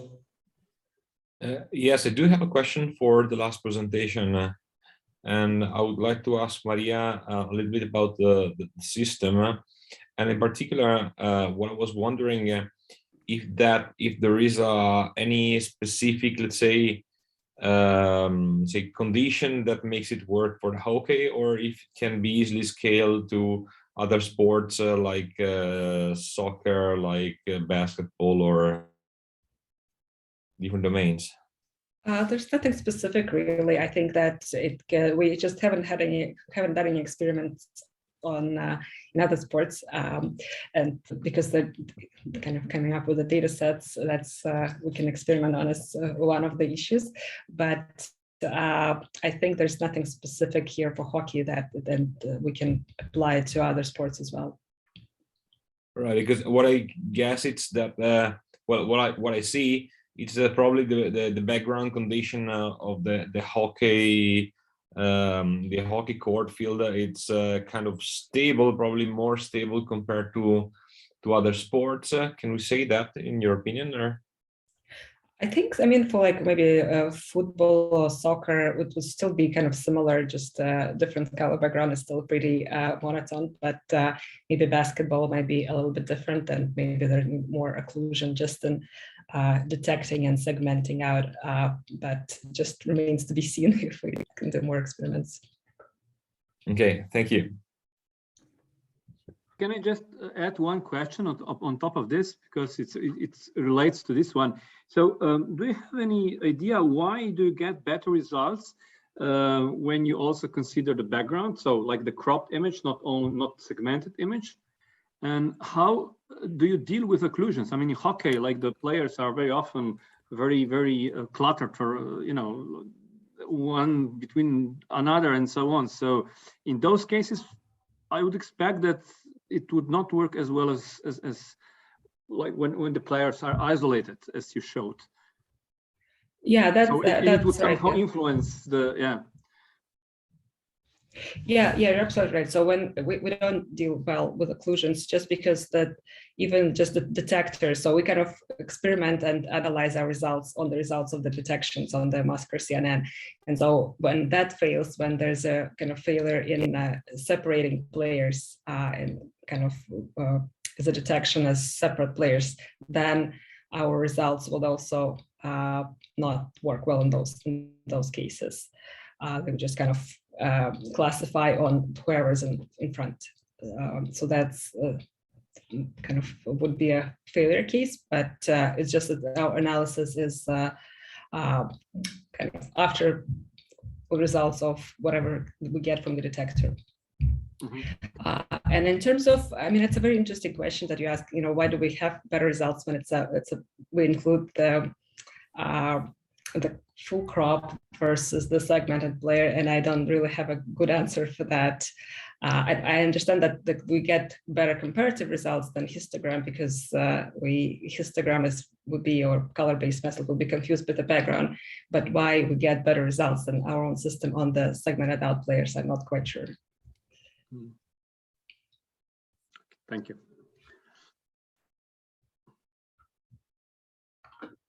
Any other question? So I will have a last one for the second paper. So one of the papers that was presented before introduced that data set that included many different extreme poses that was used to improve the performance of open pose. Do you think that a version of open pose fine-tune on the data sets and then fine-tune again on your data set could help in detecting better out of balance and fall poses, even though the domains are different?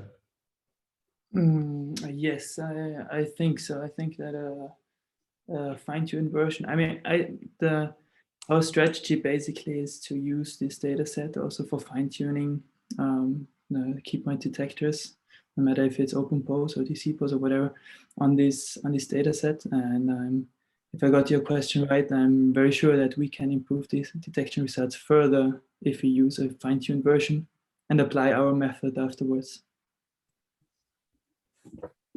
Yes, okay. Thank you to all the authors for the very interesting and insightful presentation.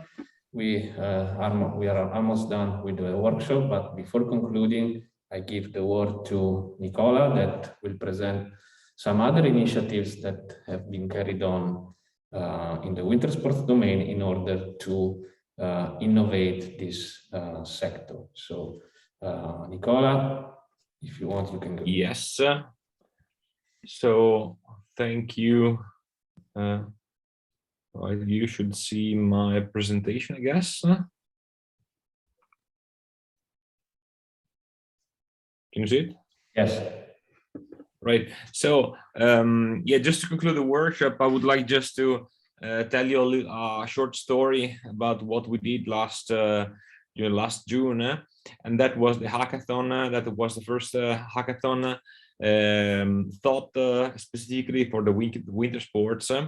It was a joint venture in between Hype, that we have seen today in the first presentation at the University of Trento, with the partnership of a few other, let's say, actors, and in particular the International Ski Federation, Swiss Timing, Eurovision, Trentino Digitale, who sponsored with the platform, and also our province of Trento. Inside the university, we have also set up an institute which is called iStar, which stands for the Institute for Sport, Technology and Research, where the idea is actually to promote all the activities and the research which is related to sport. And so we came up with this initiative together with Hype and our partners with this hackathon, where the goal was actually to play with data. And we had like Swiss Timing and Eurovision providing visual and metadata. And the goal of the hackathon was basically to play around and come up with solutions that were promoting the fun engagement.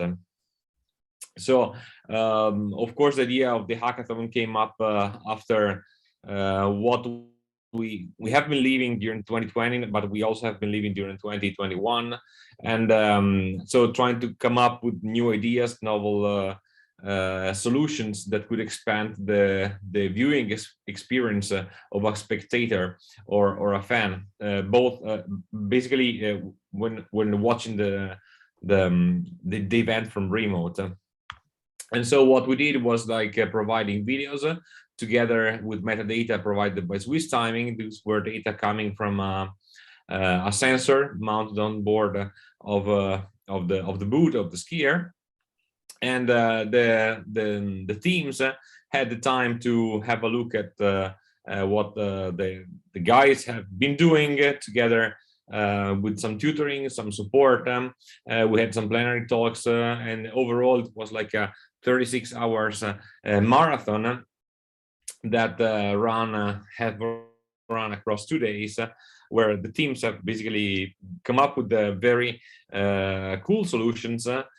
Some of them employing computer visions, some other playing with other data. And today we have the pleasure to host the winning team of the hackathon.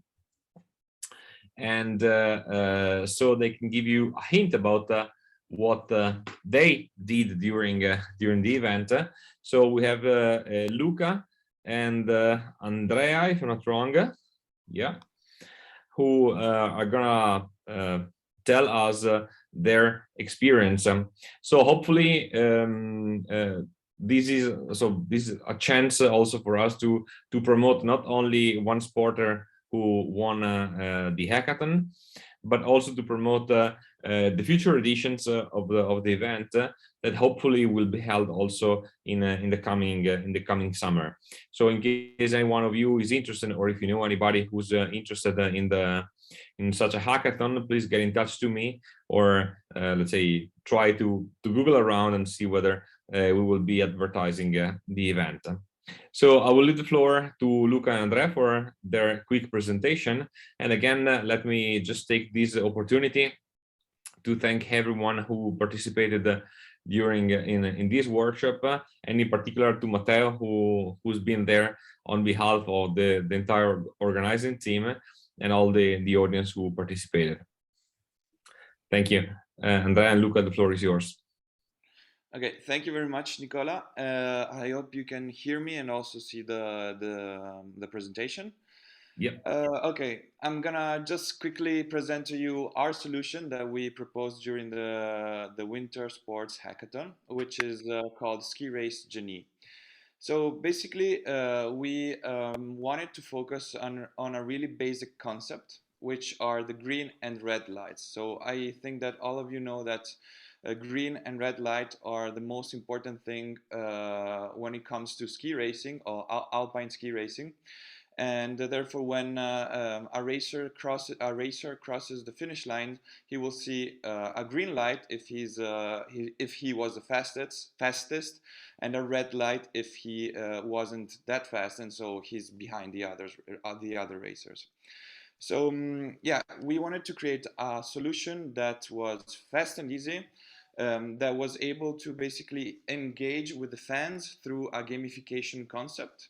that could provide also live data visualization, and that could be also inclusive with for everyone. So from young people, from children to elderly. Yeah, sorry. So we basically developed a web app solution, which again wanted to be easy, with a fast login, with database integration, with live rankings, and where also the sponsors could showcase their brands, and that it could be customizable with the LOC partners. So we created Ski Genie, and basically it works. It can. We thought that it could work through in two ways: from live broadcasts and from on-site. So basically, from the live broadcast, the user can basically scan the QR code that he will find on the TV, and synchronize with the broadcast and with the race. Instead, if you are on site, you can basically scan the QR code on your ticket, or click on the link to the game, and you will basically have direct access to the game. After you have access, access to the game, you will basically find this interface with the name of the racer and with a question. So to be a fan engagement application, we wanted to basically pick 15 racers randomly before each race, and for each racer have a question that you have to answer during the race.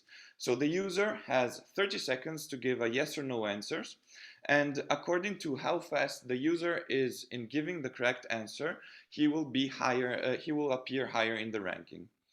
What will he win? Well, he will win a signed. If he's able to arrive first, second, or third, he will win a bib, a signed bib by the winner of the race. So this is a really simple solution that can really help engaging users with engaging more users in alpine skiing. And here we have a best case scenario, let's say, and how that shows you a video that shows you how the application basically works, with also some live data visualization. I hope that you can see the video. So basically you scan the QR code, and then when the racer starts, you have 30 seconds to answer to a question that will appear.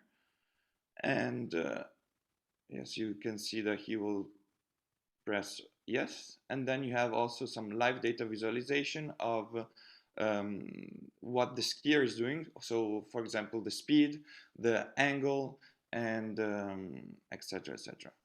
So this was a brief video, and so we wanted to also tell you that in January 22nd on January 22nd, 23rd, we are gonna debut live on a world premiere during the female World Cup, downhill World Cup in Cortina.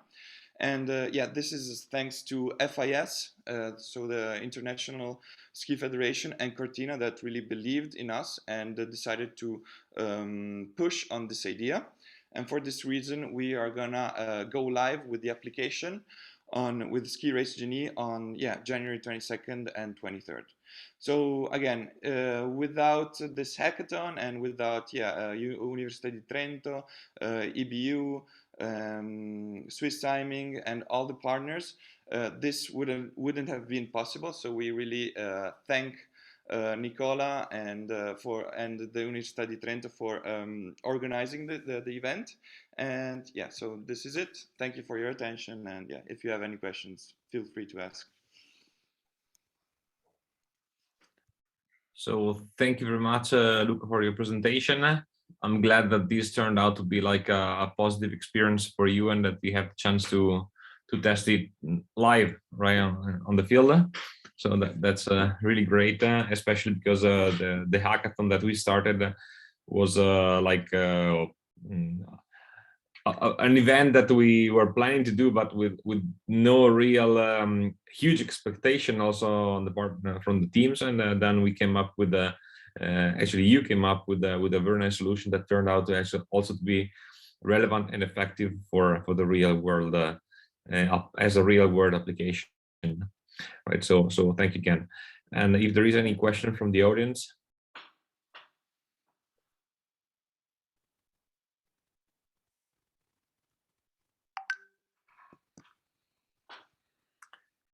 It's actually a bit late here in Italy and in Europe, but it's also lunchtime over there. Right. So again, so thank you for being here today. And I guess I will leave the floor to Matteo for some concluding remarks, maybe for the workshop. Yes, so that's a wrap for the first workshop on computer vision for winter sports. I would like to thank all the invited speakers for having accepted our invitation, all the papers of all the authors of the contributed papers for the insightful presentation, and I will also to thank the other organizer, Nicola and Christian, and all the supporting organization. And yeah. I hope to see you at the next edition with more news. So stay safe out there. Have a safe journey home for those that are here in Hawaii, and have a nice day and a good night for all the other participants from remote. Thank you for attending. Thank you. Bye-bye.